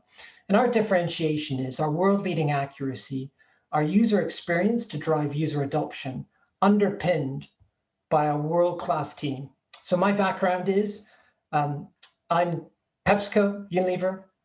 I've done and delivered scale consumer innovation. I built an 18 million net revenue business at PepsiCo, headed up e-commerce across Europe for a business unit there. My co-founder is Phil Torr, an expert in computer vision and deep learning, a professor at the University of Oxford. Alongside, we have Dishong, Joshua, and Will, our expert engineers, and Valerie and Richard helping us on the commercial side with marketing, as well as advice for our first target market in retail. So we're looking for friendly customers to add to our pipeline. You can see some of the customers we've already started to engage with our technology and our solution. And we have an accelerated roadmap to build the leading 3D body modeling platform. What's great is the Intema Accelerator has helped us with our beta app It's helped us with strategic hiring as well as a fundraise, which we concluded. And now it's about retail pilots this year before an investment round, which will set up an extension into fitness, weight loss, as well as healthcare and the metaverse. So the ask is customers and partners to pilot with us from this year. So thank you so much for your attention, and I look forward to your questions and thoughts. And thank you for the pitch, and also well recovered once the clicker got back to working again. I know, again, just for you at home that you're aware of it, we do use remote clickers, which is state of the art, but sometimes it takes a second. So it's none of our teams messing something up, nor our team on the other side. It just sometimes happens for a quick second. Now, dear jury, now is your time to shine. On the first part, we had the leading ladies establish their strong lead on the Q&A part. No pressure there, but I'm expecting continuous greatness from you. However, there's also a couple of you where we haven't heard anything yet. Again, no pressure on that part. I'm just saying, if you have any questions, raise your hand, go ahead. If you have questions back home, you can just post it in the comments and go ahead as well. So let's see if there's any questions from the jury. Raise your hand. Or be quiet forever. If you have any questions, 3, 2, there we go. Lola, good to have you back. Thank you. I wanted to give someone else a chance, but since you were counting down, thank you, Duncan. I would love to just understand the product better. If you're selling B2B, how does your solution help those customers in their B2C user experience? Absolutely. So it's a SaaS solution. We license it into retailers, and effectively we're focusing on a number of metrics. So one is reduction of returns, which is extremely costly to retailers.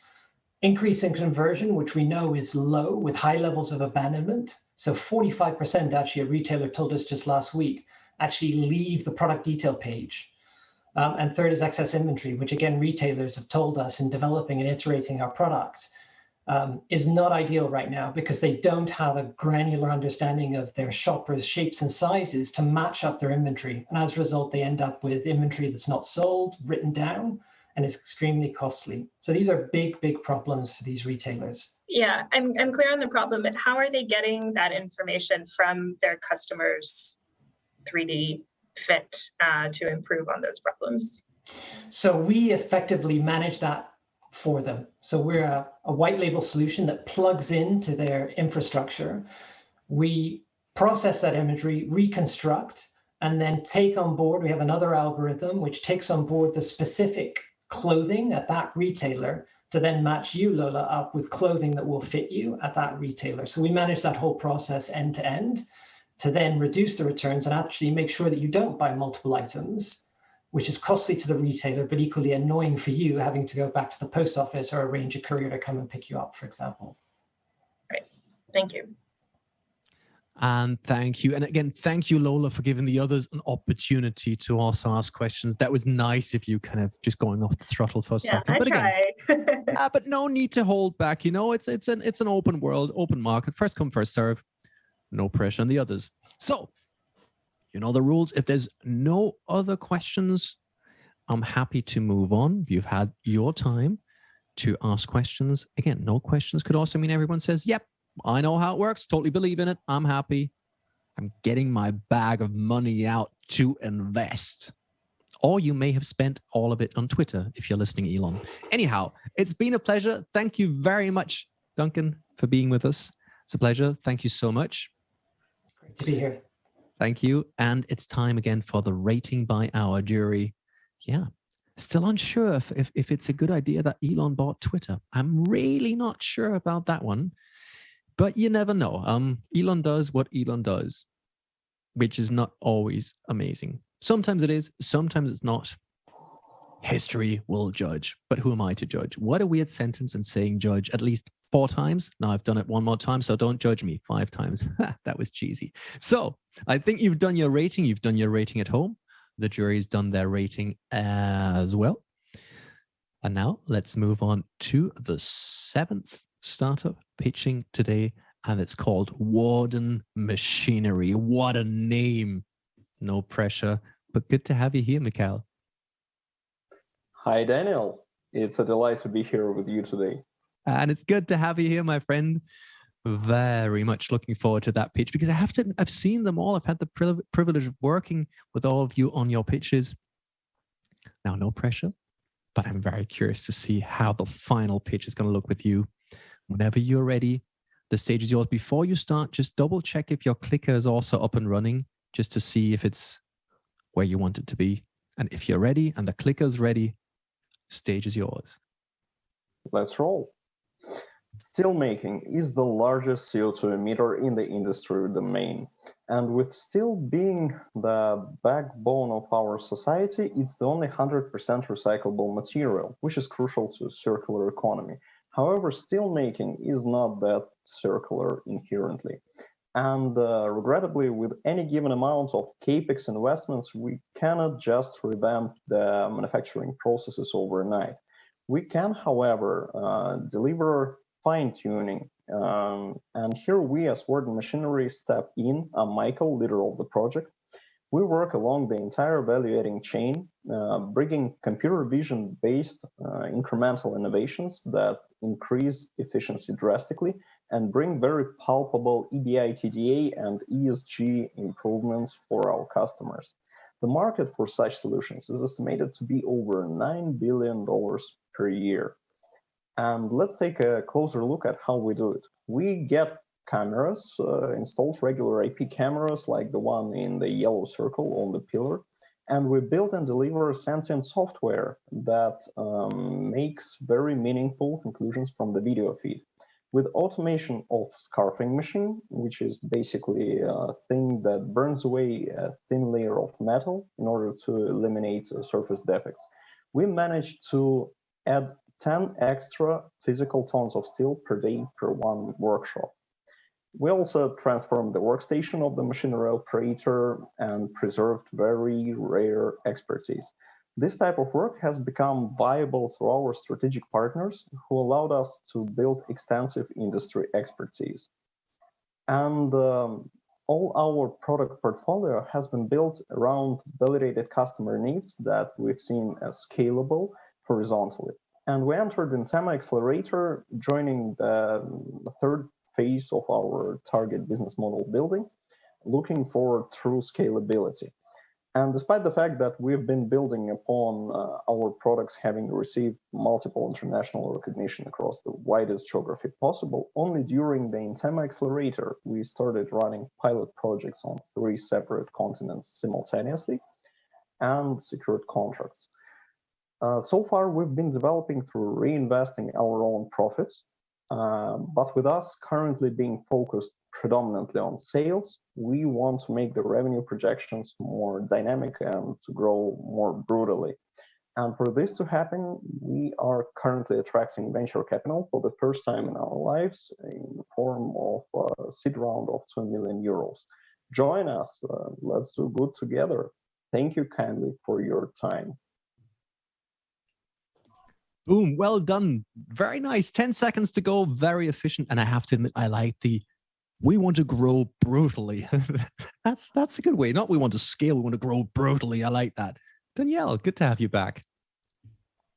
Thank you kindly for having me. Very impressive pitch. Thank you, Mikhail. My question is as to the competition. Could you share with us who are your competitors and whether in the industry you're working in, there's still a possibility of buy versus build? Beyond doubt, there is such type of possibility. That's what basically warrants our growth and scalability. With competitors, the market is lucrative, beyond doubt, and this breeds competition. So far, I would, without delving into details, I would point out a German company and a Canadian company, but both of them we have seen in customers, and they are, I would say, rather sturdy and slow moving, especially when, for instance, some system requires tweaks. By any chance, they are happening on the lifespan of a year and a half in general. So this is something that we have implemented in basically architecture of our solutions. If it needs to be tweaked, sometimes it can be tweaked without our direct participation. Well, that's a very clear advantage. Then maybe follow-up question is what I mentioned in buy versus build. What about steel conglomerates building their own systems? We've seen this happening for sure. However, with great pleasure, I'm currently looking at one particular steel conglomerate building its internal data science department for already 3 years, if I'm not mistaken now. It's a lovely site. I basically check up on them from time to time and see how after several attempts, they usually buy solutions from the market. Thank you. That's a very elegant way of answering it and saying, yeah, they're not as good as we are. There's a question from the audience, and that's by Sergey, who said, isn't there really much similar firms to implement computer vision in productions? He kind of goes in a similar line, but that's Sergey from the audience who'd like to know that. There are nuances. It's a complex question. I can, in answering this, I can tell that we've seen scalability of our products like across different industries. Like for instance, stuff that we've done in metallurgy is very desired in cement manufacturing, for instance. And there's much to be debated over. I don't believe it would be truthful for me to answer this question more elaborately in a very short period of time. So I can follow up on that for Sergey specifically, and there's much to be discussed, honestly. Thank you for that, Sergey. If you're wondering how should I follow up with him, well, that's why we have Discord. See, that was it. That was a good one, huh? Good product placement there. So if there's any other questions, feel free to shoot. If not, I'm happy to move on to the next pitch. In that sense, that was our 3 minutes of Q&A. Thank you so much, Mike. Always good seeing you. Thank you so much. Right there. Pleasure. Thank you so much. Let's move on to the next pitch. And that company is called Altris AI. And here's Andre. Hello. Hello, Daniel. Good to see you. How are you today? Good to see you. Excited to be here. I'm very well. Good man. Good man. So you have your clicker ready. You have your slides ready. And whenever you are ready to go, the stage is yours.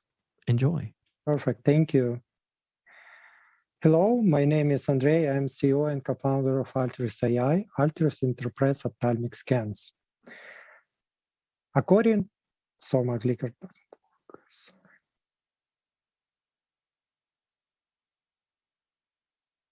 Sorry, my clicker doesn't work.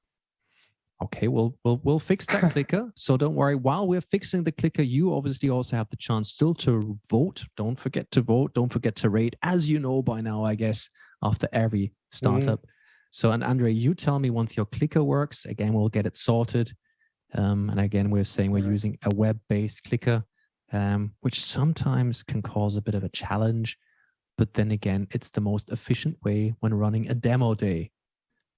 I'll just continue on talking until you have it. Also, that's returned. It seems to work. Is it working? Yeah, seems work. Yes, it works. It works. Okay. Yeah. Let's pretend that never happened. Here's Andre and his 3 minutes of fame and glory. Take it away. Thank you. And again, hello, my name is Andrei. I'm CEO and co-founder of a medtech startup called Altris AI. At Altris interprets ophthalmic scans. According to World Health Organization, 285 million people are visually impaired worldwide. The main causes of irreversible blindness worldwide are glaucoma, age-related macular degeneration, and other retinal diseases. But 80% of all of these cases are preventable if disease is diagnosed in time. Optical coherence tomography, or OCT, is current gold standard in diagnostics of retinal diseases. OCT allows ophthalmologists to detect early signs of retinal diseases 5-7 years before the patient feels any symptoms. But there are many diagnostics problems. Late diagnostics in many cases, lack of qualified doctors, and it takes more than 12 years to become a qualified retina specialist. And we solve these problems with our AI-driven software that interprets OCT scans, detects, I would say more, visualize more than 100 of different retina conditions. To give you understanding how our software works, I'd like to give you some example. 30-year-old male examined by non-eye care professional, especially IT engineer, and our system detects one scan out of 96 with some minor changes that patient could feel in 8-12 years period. And this pathology finally confirmed by second retina specialist, because first one completely missed it, and preventive medication prescribed. And at the end of this story, it happens in summer 2018, and the patient is me. This is actually my left eye. Couple of words about our team. In our founding team, we combine deep business, technology, ophthalmology, and research expertise. And also we have 12 brilliant people behind of us, medical experts, data engineers, software engineers, and sales and marketing. We are aiming mostly in this year EMEA region with B2B sales. Currently, our solution is CE mark certified as a diagnostic medical device, and we are on the middle of our way to getting FDA approval. We are collaborating with almost all big OCT manufacturers. We license our software to them. Actually, in our company, we combine two business models. The first business model is license. The second business model is subscription. Currently, we have more than 1,000 of active users. Our revenue in previous year, almost 500,000, with a 34% month-over-month growth rate.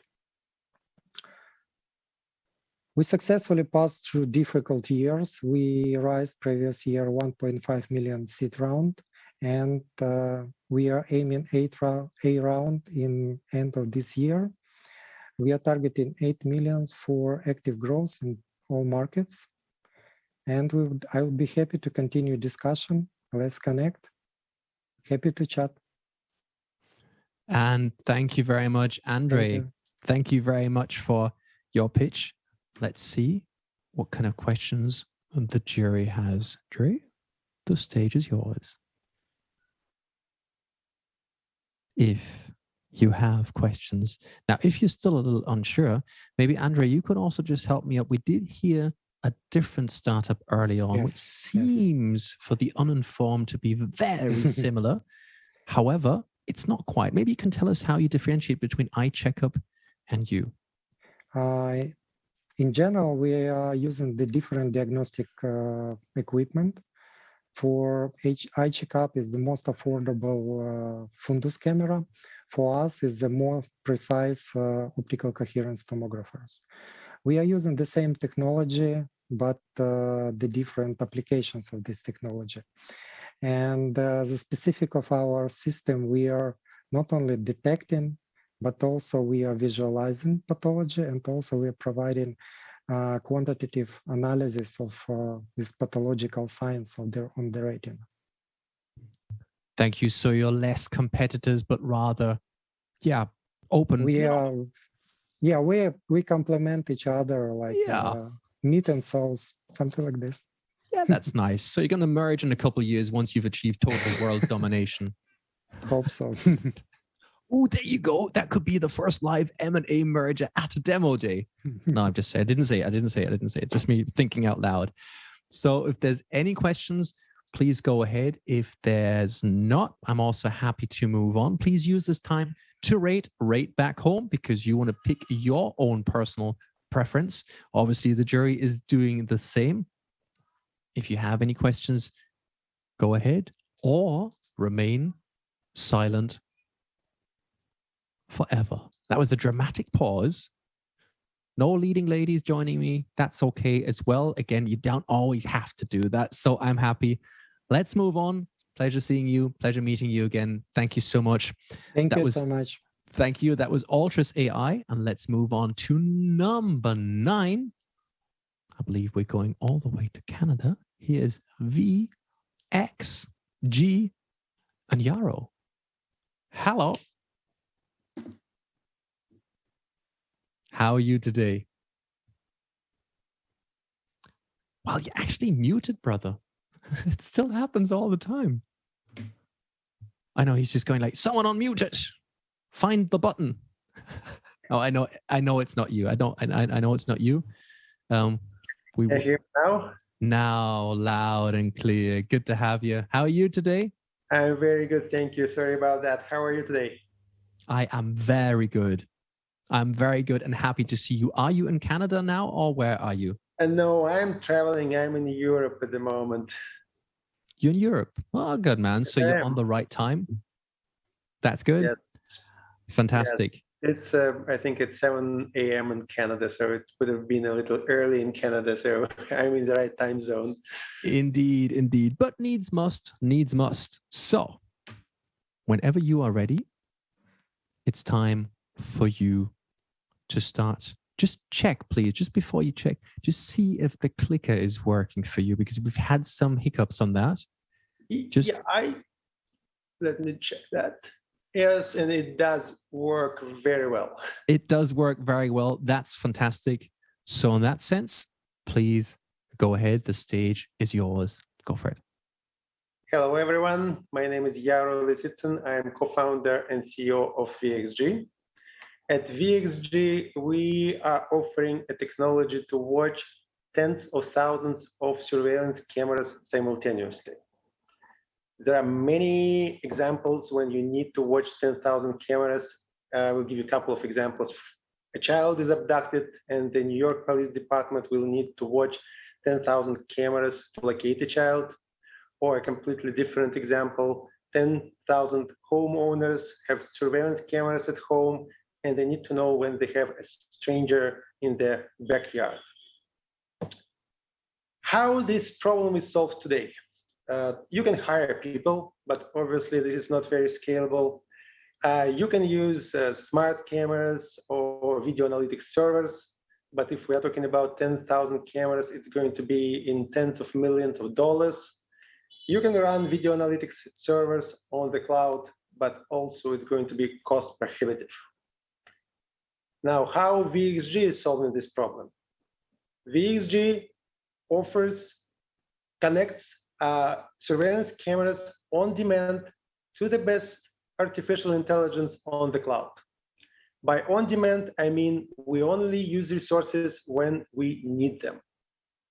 For example, if you only need to analyze video for 1 minute per day, you will pay for only that minute. And here's our value proposition.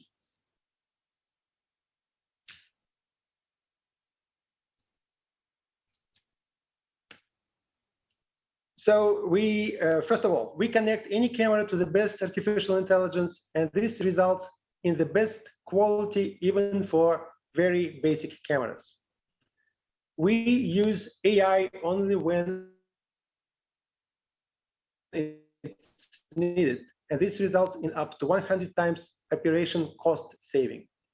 And we work at any scale, which is especially important today when all the deployments require a lot of cameras in different locations. There are more than 1 billion cameras in the world with total addressable market of $10 billion a year. Our business model is, our go-to-market strategy is channel sales. We are primarily focused on enterprise customers. We have companies like Large, Brevo, and several other public large companies in our pipeline. Plus, we have already closed paying customers such as Bosch or NEC. Our business model is land and expand. Our customers start from paying us $500 a month, and now we have customers who are paying us in tens of thousands of dollars. Co-founders worked together since 2003. We built 2 companies prior to VXG. We closed our seed round in 2020, and we are envisioning to raise around A in Q3 this year.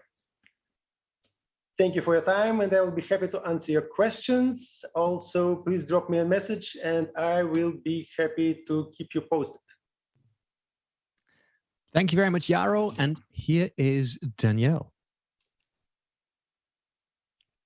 Unmuting. So thank you, Yaro. Very interesting, actually. I live in Tel Aviv, so we tend to say that we have the biggest number of cameras per square meter in the city.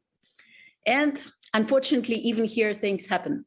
So 2 questions. First is I always ask about competition, and I want to clarify to all the startups that are listening to us right now that we, the judges, are rating you on how clear we understand your competition. So that's one. And the second question is just to understand the process. Are you taking all the footages to your server, you analyze and then you feedback back to your customer? So 2, one is competition, okay. The second one is process flow. Thank you. Thank you for the question. So the first question about competition, we have approximately 30 companies in the world who are competing in this space. It's called video management systems. So we all know each other very well. We are presenting at the same trade shows.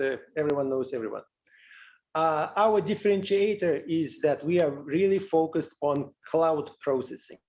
So we are saying that if we cannot offer a feature for 10,000 cameras, then it doesn't make sense for us to have this feature. This is our huge differentiator. So we don't have all the features that our competitors have, but all what we have works at any scale.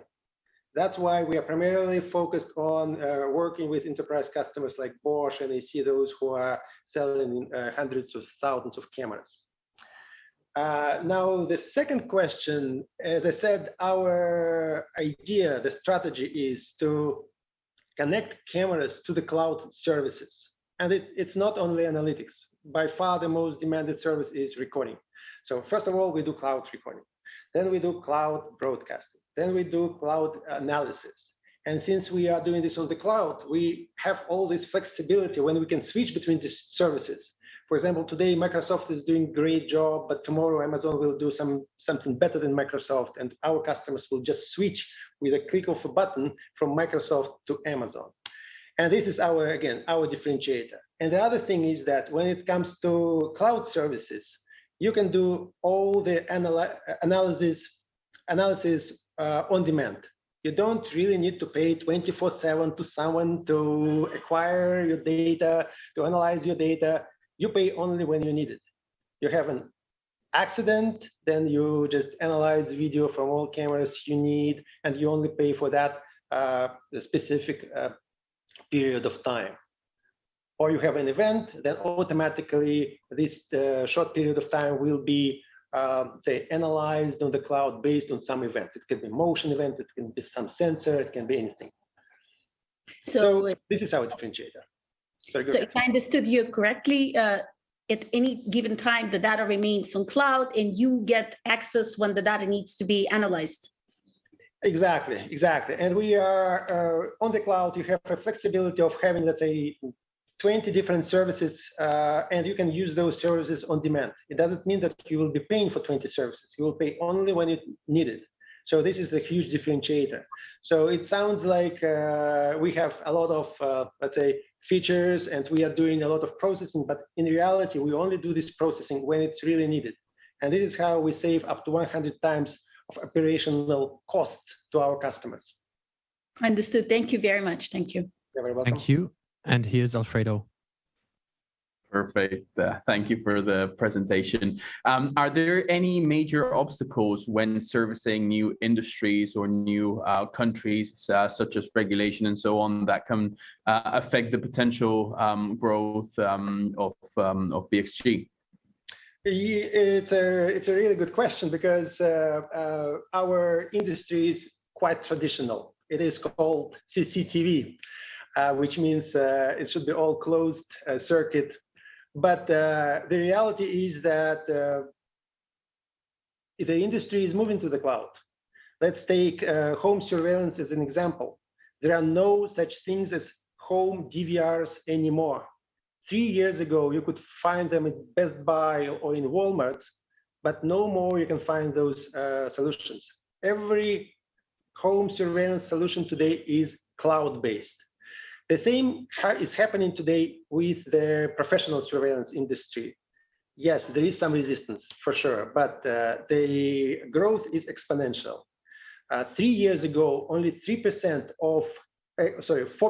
of integrators were interested in cloud recording. Last year, 23% of integrators were interested in cloud recording. So the growth was from 4% 3 years ago, 2 years ago, to 24%. So it's an exponential growth. We believe that in a year, 50% of integrators will do cloud, at least cloud recording. But when you have cloud recording, you can offer other services. So again, recording is by far the most demanded service. But as soon as you have recording on the cloud, you can then offer all spectrum of cloud services for cameras. Thank you very much for that question. Thank you very much for that answer. And thank you very much, Yaro, for that pitch. Always good to see you. Now, jury, don't forget. Thank you so much, jury. Don't forget, it's your time now to vote, as always. And of course, back home, it's also your time to vote. So make sure that that vote counts. If you don't vote, others vote for you. And if others vote for you, weird stuff happens. I'm not going to elaborate on that, but you get the idea. So make sure you use your vote. So we've had 9 pitches so far. That means we only have 1 more to go. Trying to create some suspense here. Anyhow, I think I have it. I think I've given you enough time to vote. Let's move on to our final pitch for today. Here's Thomas of Firefeed. Hello, Thomas. Hello there. Nice to be here. Hey, Daniel. Hey, good to see you, my friend. How's the clicker? It just said it got enabled, so I hope it's gonna work out. Okay, that's good. So if the clicker is enabled, that means you are ready to take the stage, and whenever you're comfortable to take it, the stage for the next 3 minutes is yours. Great, thank you. Hello, I'm Thomas. I'm CEO of Firefeed, and Firefeed creates marketing content with AI. More specifically, we create content for social media, newsletters, and blogs, complete with text and images that our customers can publish with just one click. You know, everyone knows that you need to constantly push great content on digital channels, and I'm just realizing that the clicker seems to be not working as it should be. So maybe I'll just wait a little bit until it is sorted out. It seems to be a constant issue here. We'll get it fixed for you. We'll get it fixed. Just let me know once it is working, because that would obviously be quite helpful first. Just give it a second, give it a beat until it works. And obviously it's happened to a few, so no pressure on that. We'll just start with the timer again, as we did with all the other ones before. And you know how it is. If things go wrong in pitching, there's only 3 things you can do: improvise, adapt, and overcome. And that's the way to do it. If things go wrong, just make them better. Or you could also, which is also an option, panic, freak out, and run away, which is option 2, which I usually would not advise, but it would be quite interesting as well. Thomas, I think you'll go for improvise, adapt, and overcome, the way it looks, or potentially fixing the clicker. How are we doing on the clicker front? It seems to be working. Great. It seems clicky. So yeah, take your time. Wait, inhale, exhale, and whenever you're ready, go for it again. All right, cool. Yeah, so as I was saying, we're creating content for social media, newsletters, and blogs, complete with text and images that our customers can publish with just one click. And everyone knows that you need to constantly push great content on digital channels, on LinkedIn, on Instagram, or on your company blog. But it's such a hassle. Creating content is important, but very time-consuming and very expensive. And that's why we've built a solution that enables companies to outsource the content production in a very simple and convenient way. Every week, Firefeed creates high-quality content and directly publishes it to your preferred channels. The background, we combine freelance writers with our own artificial intelligence to increase speed and quality of the content. And this is called human in the loop and enables high quality content in a scalable way. Now, here's the best part. Not only does it save a lot of time, in fact, you don't have to spend more than 5 minutes per month, but it is also 80% less costly than your traditional agencies, but at the same quality that agencies offer. In fact, some of our customers are indeed agencies who use us as a white label solution. Now, 12 months ago, we've launched the service. Now we've reached around 45,000 euros in MRR at 70 paying customers without spending a single cent on ads. This translates into roughly 5,000 content pieces created through the 5-feed system, which is a very important KPI because every content piece that we create flows back into the system and further trains the AI. And our next milestones are 200K in MRR, becoming the biggest content platform in Europe as a basis for raising the Series A round at the end of next year, which we'll then use in order to go global. Now, to make 5-feed happen, we're obviously supported by great VCs, great business angels, but we also needed 3 main components. First, an artificial intelligence to increase speed and quality of the content production, which is why we have Udi, one of the greatest AI experts that I've ever met. And then second, a very robust setup that combines the tech, the freelancers, the billing, the customers all on one single platform, which is why we brought in Ben, who's really a true master at building successful companies. And then thirdly, a very granular understanding of how content marketing works, which is what I'm here for. I've created multiple companies in the past, one of which was a marketing agency. So we do know the space that we are aiming to disrupt. Now, we're not particularly looking for funding right now, but I believe it's never too early to get in touch. So I'm happy to talk. Thank you. Thank you very much, Thomas. Always good to see you. Always enjoy that pitch. Again, but I'm unbiased. Anyhow, let's see what kind of potential questions you may have created. So let's see if there's any questions. The jury, as always, can raise their hand, or of course, audience back home, you can just type away your questions. And I have to admit, what I really like is the way you said we're going to be Europe's #1 platform and then raise the round. That's I mean, who am I to judge? But that's a very ambitious statement. Just saying. That's a big smile on that one where he goes like, yes, but it'll work. Tell us a bit about your competition, just out of curiosity. Sure. Yeah, that's a very interesting topic because there are obviously other companies who use AI in order to generate texts and images, especially for marketing purposes.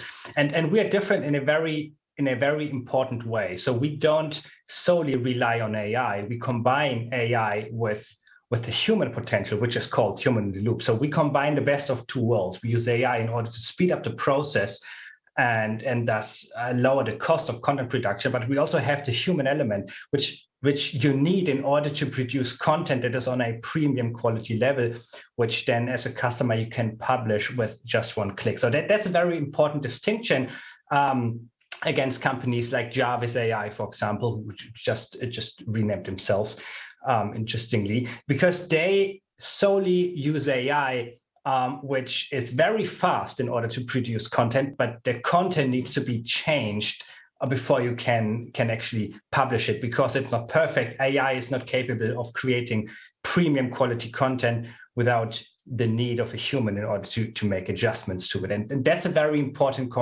distinction. Now, there are a few other companies who go into a very similar direction that we do, but it's a market that is just starting really to heat up, especially in the B2B business.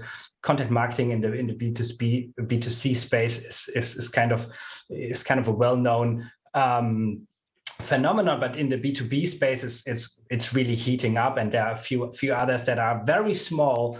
We like to believe that we are kind of ahead of the curve. But we are not the only one in the markets, obviously, which I think is a good sign. It means that there's a big demand for that service. Here's a question from our audience, specifically from Olga, and she wants to know, what about the problem with content that needs to be resized and adopted to the channel?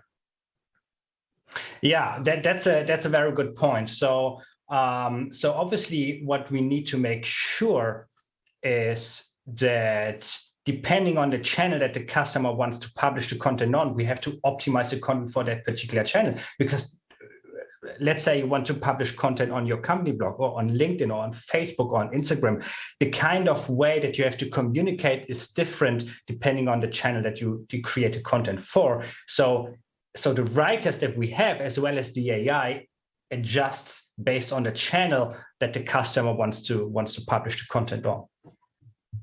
Got it. Thank you very much. Always a pleasure seeing you. That was Thomas Lindemann of Firefeed. Thank you very much. Now, jury, don't forget to take your time to vote. Back home, don't forget your time to vote. You'll get a minute for this. And while you are doing that, I'll answer Dimitri's question, who says, tell us the story behind the Pitch Professor nickname, please. Yes, gladly. Thank you that you're asking. Now, I've had the privilege in the last couple of years to host a lot of these kind of events. And what would always happen would be that startups would say, hey, Daniel, how was the pitch? And I would say, I don't know, but I think kind of. And over the last 8-9 years, I've had the privilege of seeing and working on around 10,000 pitches in total. Started helping other startups in that, helped start at universities. I lectured at several universities on this, and being based in Austria, Austrians love handing out titles. So I was awarded the honorary title of the Pitch Professor by the Vienna University of Technology on my work on pitching. It's not a real title, but it kind of is. So I got a little bust and I got a big plaquetta with that. And it's hilarious. And yeah, I got it shortly after I became the first person to have pitched in free fall, which I did together with my friends at Red Bull. Yes, that means I jumped out of a plane, and while free falling, I pitched. Then we opened the parachutes, and once the parachutes were open, we did the Q&A session from one parachute to the next. Funniest thing was I'd never parachuted before. I don't particularly like height, and I hate the idea of handing over control. So that was special, but it helped me test my own personal idea of how to pitch. And I'm still here, so it worked. Because that's the beauty about parachuting. You know, 100% of all people who've parachuted live to tell the story. The others don't get to tell the story, right? Anyhow, so that was a bit of a nasty joke, but then again, I'm half Irish and I tend to do that as well. What we're going to do now is we'll have 10 minutes time where the jury is going to deliberate on who the winners are. That means you don't go far. Again, double check on Discord, have a look around there, double check if you've done your vote, and then again, be happy to be back in 10 minutes, 9.5 to be correct, which is 13:40, 14:40, wherever you are. Don't go far. And what you could do is you could write down the name of your winners on a piece of paper and double check if the jury hit that name or not. In that sense, Discord, vote, don't go far. See you back shortly. Thank you, and bye-bye for now.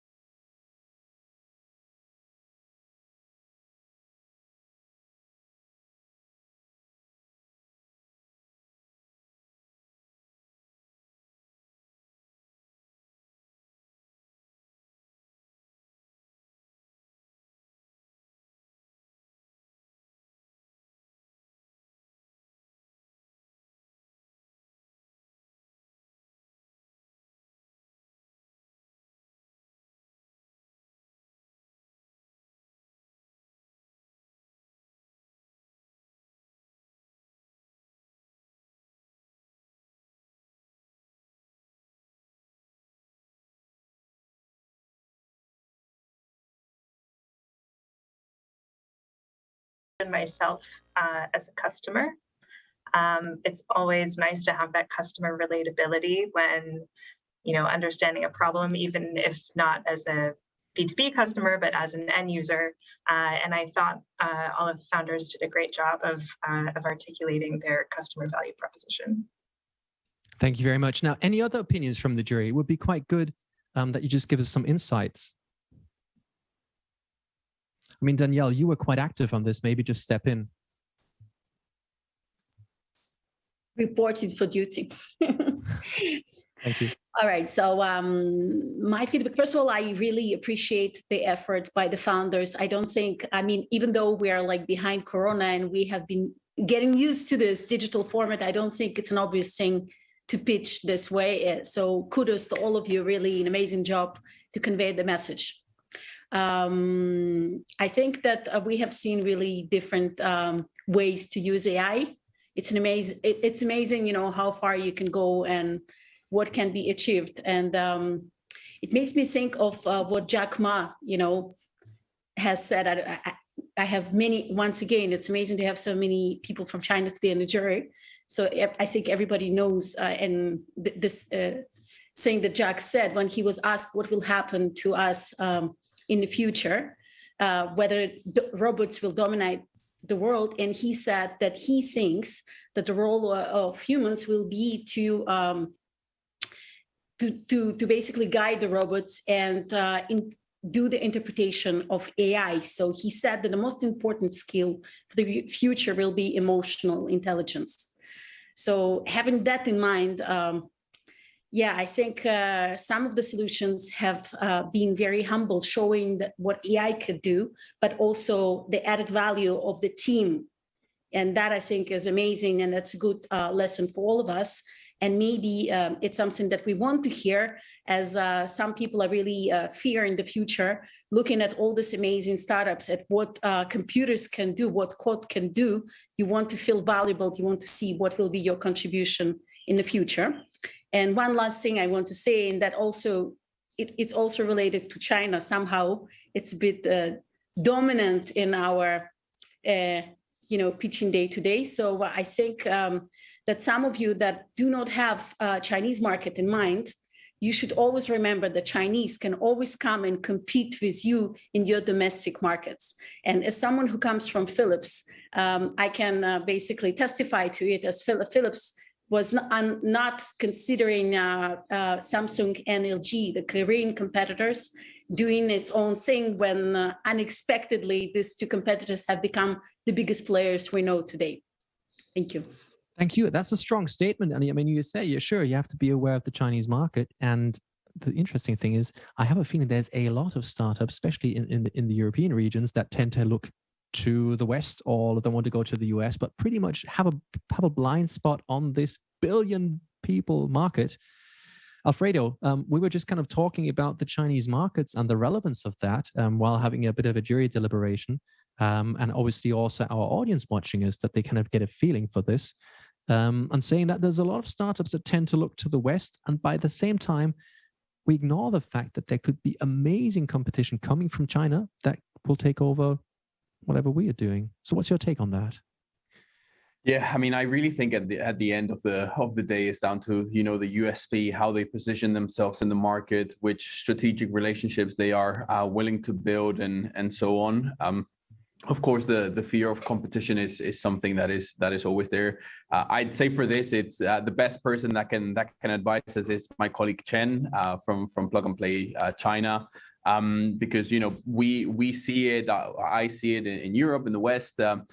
And he sees it more from the Asia Pacific aspect on how the startups can go cross border and so on, but also the challenges that this implies. Sometimes we talk about expansion, and they're words that sound really attractive for everyone, but at the end of the day, they are words that are difficult and that require a lot of things behind for companies really to compete in certain markets. So. Yeah, it's a good point. And you just mentioned Chen, and I mean, maybe Chen, you could give us some context to this discussion as well, which would be fantastic to hear your viewpoint on that.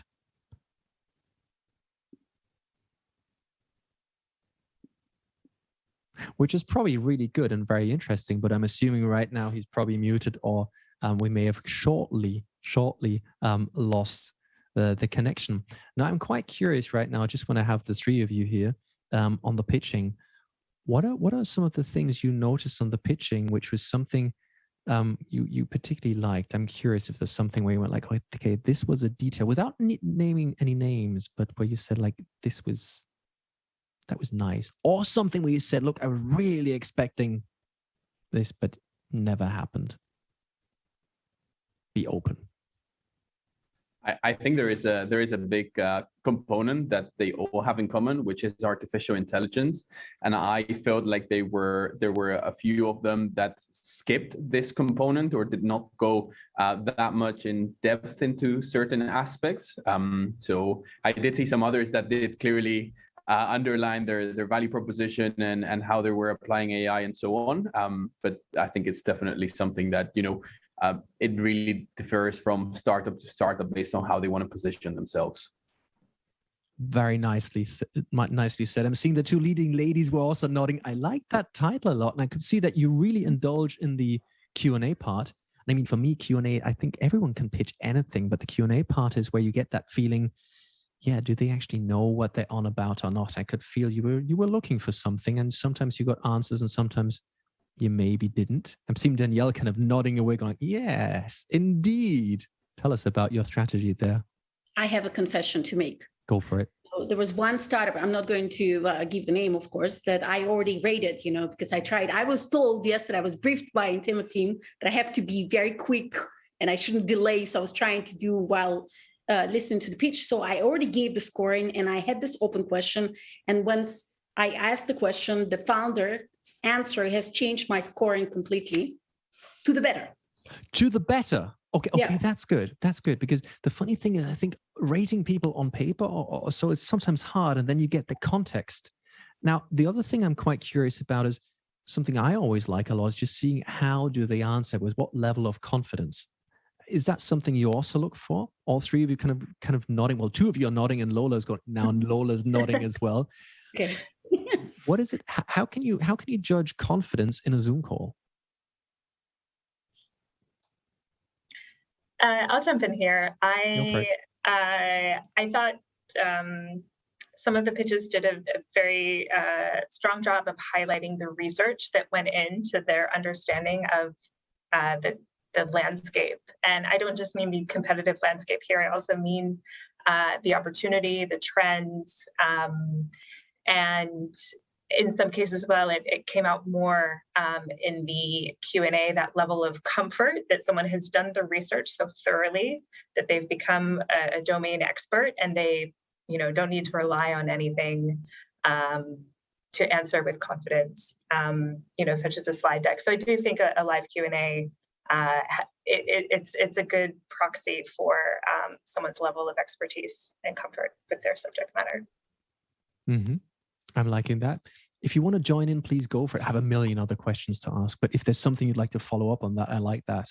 By the way, Danielle, you said you believe that in Tel Aviv, there's the most cameras per square meter. I always thought it was London, but I don't know, but if someone can Google it. I also thought it was London. So did I, but I'm always happy to learn something new. Maybe Yaro can just post it in the comments. But again, We should launch a competition. I will challenge our mayor. Let's do it. You'll challenge the mayor of Tel Aviv to say, we have more cameras per capita than we have more cameras? And then I hope Sadiq will reply. Oh yeah, that would be interesting. I like that answer. I like that a lot. Now, what I also find quite interesting right now, I mean, obviously when we look at startups, we're always looking into the future, right? And kind of learned early on the biggest mistake you could do in analyzing startups and trying to rate them is rating what you see now. It's very often about rating what they will become. And for that, I find it's always a bit of a glass balls. Specific things you look at where you analyze and think, well, this could be it. Do you have kind of nitty gritty parts which you look out for in specific stage where you say, look, it could be a KPI, it could be something team-based, it could be anything where you say, this is something specifically I'm looking out for. I'll ask Alfredo, because I know you have a lot of startups you screen, a lot of startups you see. And let's say, like, especially earlier startups, when we look at them, what's the thing you look out the most when you are judging them in a demo day like today? I think for us, it's all about, the founding team, who is part of the team, what capabilities is each one of the different team members bringing in, what traction have they had so far in the market, especially early stage, pre-seed startups. We're really looking always at those two components, but then, also trying to see what is the market opportunity, what competitors are there. I think something that I really like is, that startups are aware of their competitors, what their competitors are doing, what is their USP compared to their to the competition out there. So I think at least for us, two of the key things is always, the founders, the team that is building the MVP or the first products, and also the traction that they're having in the markets. Thank you very much. By the way, I'm getting the information that we have a winner, or specifically winners, because it'll be two. Well, bye-bye to the jury then. That was appropriate. Well, thank you very much, jury, for the conversation on that. And now we'll find out who the winners are. And for that, we need Alexei to join us. Alexei. Yeah, hello again. Yeah, very interesting session, and very interesting discussion. And so today we have, I think, sort of extraordinary situation, as we have not only a single leader, but a few leaders. Ooh. So they managed to get the equal number of votes. That's special. I'll have to jump in there. So we have several winners because they're equal. That's special. Yeah. In terms of the jury, so we have two contests. So one is the people's choice, and there is one single leader, and we have a jury's choice, and there are two leaders. Ooh, I like that. Now, before we announce them, we have a very short video. Sorry to cut you off there, but we do need the video. Let's roll that.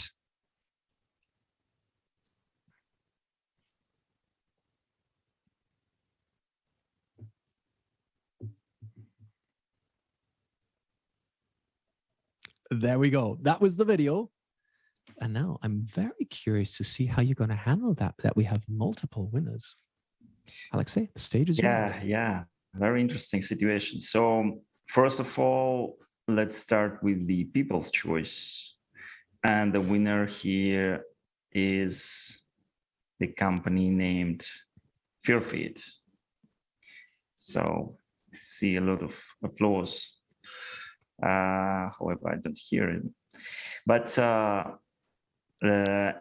let's move on to the jury's choice. And we have two winners here, the Warden Machinery and Aesthetic.